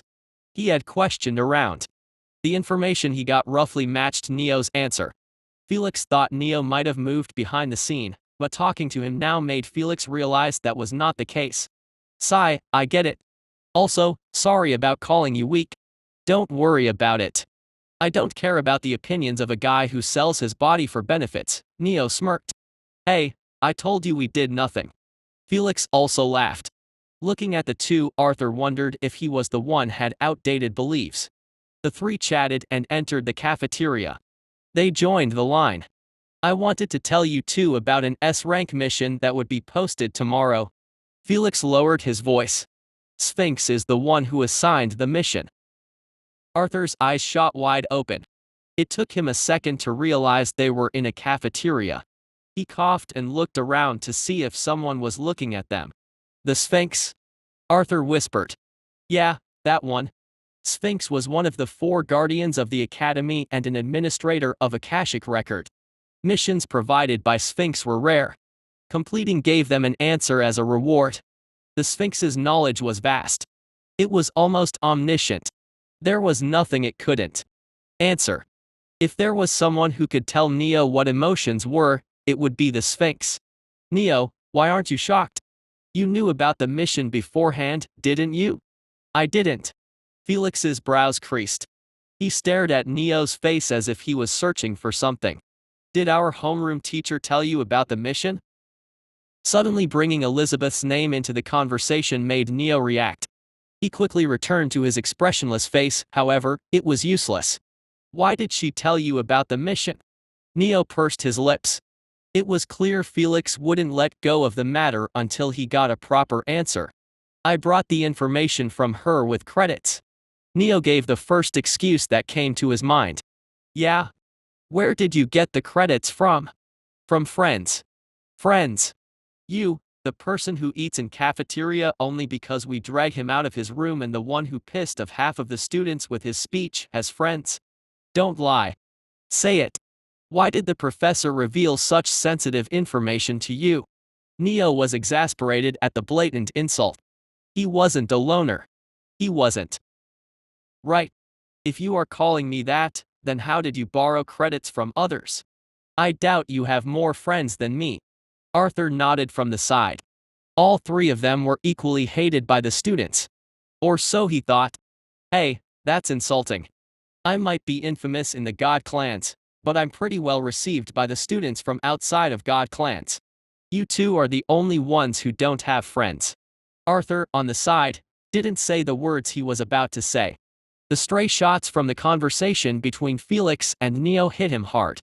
That's impossible, Neo retorted. It's not. Unlike you 2, I have social skills. Besides, I'm handsome. Everyone from Aphrodite clan was handsome. Felix's appearance was cut above the rest even there. Neo wasn't jealous. He was handsome himself. He definitely didn't plan to devour some monsters to see if he could absorb secondary stats related to appearances. The 3 ate lunch and returned to the dorm. In the end, Neo never gave a reason as to how he found the information. It made Felix's imagination go above and beyond. The next day, Neo arrived at the mission hall. He met up with his teammates. The team registration is done. Our team is now officially formed, Neo said. Mars, Christian, and Jack nodded. As for Leonora, she was nowhere to be seen. While they were waiting for the S-rank mission to be put up, Arthur and Felix arrived with their team. Guys, how is everyone doing? Felix asked. They greeted each other. Felix introduced the twins, Clara and Sean, to Neo and his teammates. Neo did the same for his team.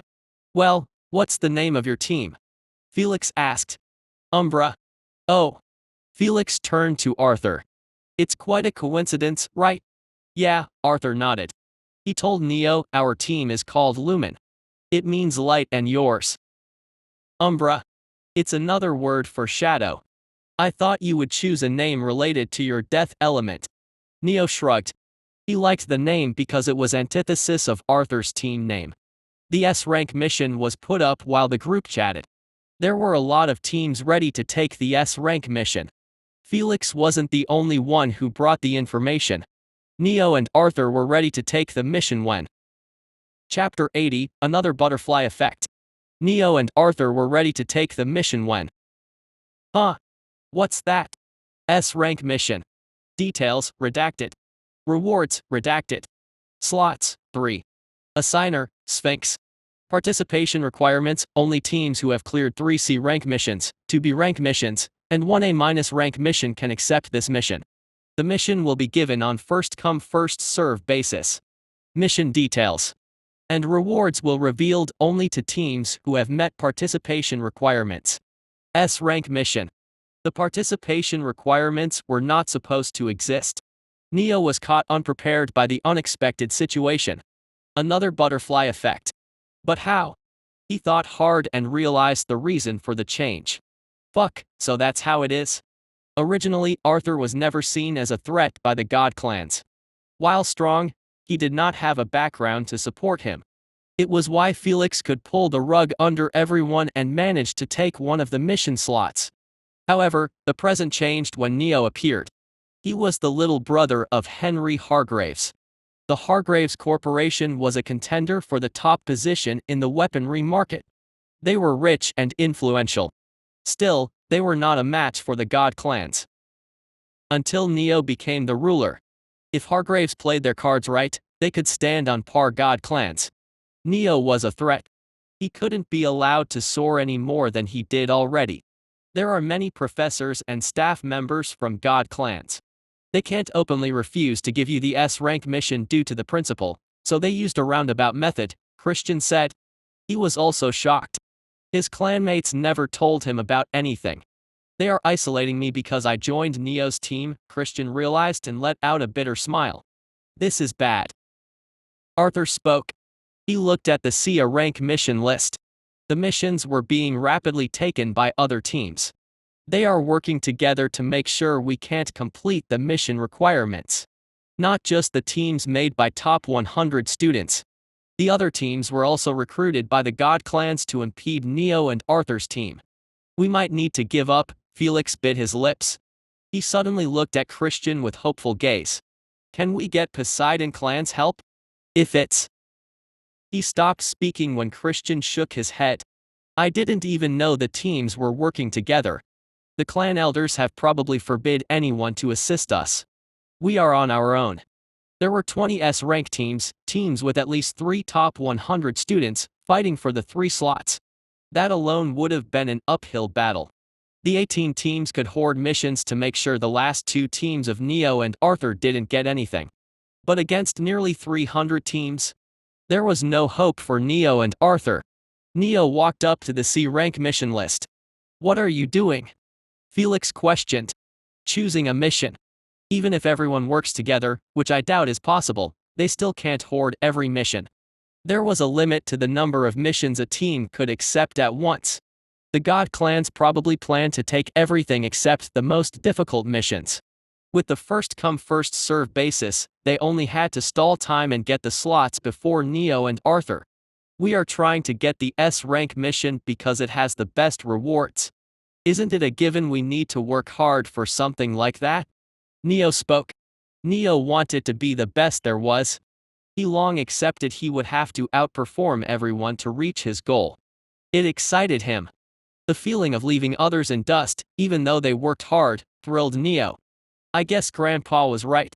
Only insane people can succeed in today's world. Arthur stood next to Neo. He picked out a few missions.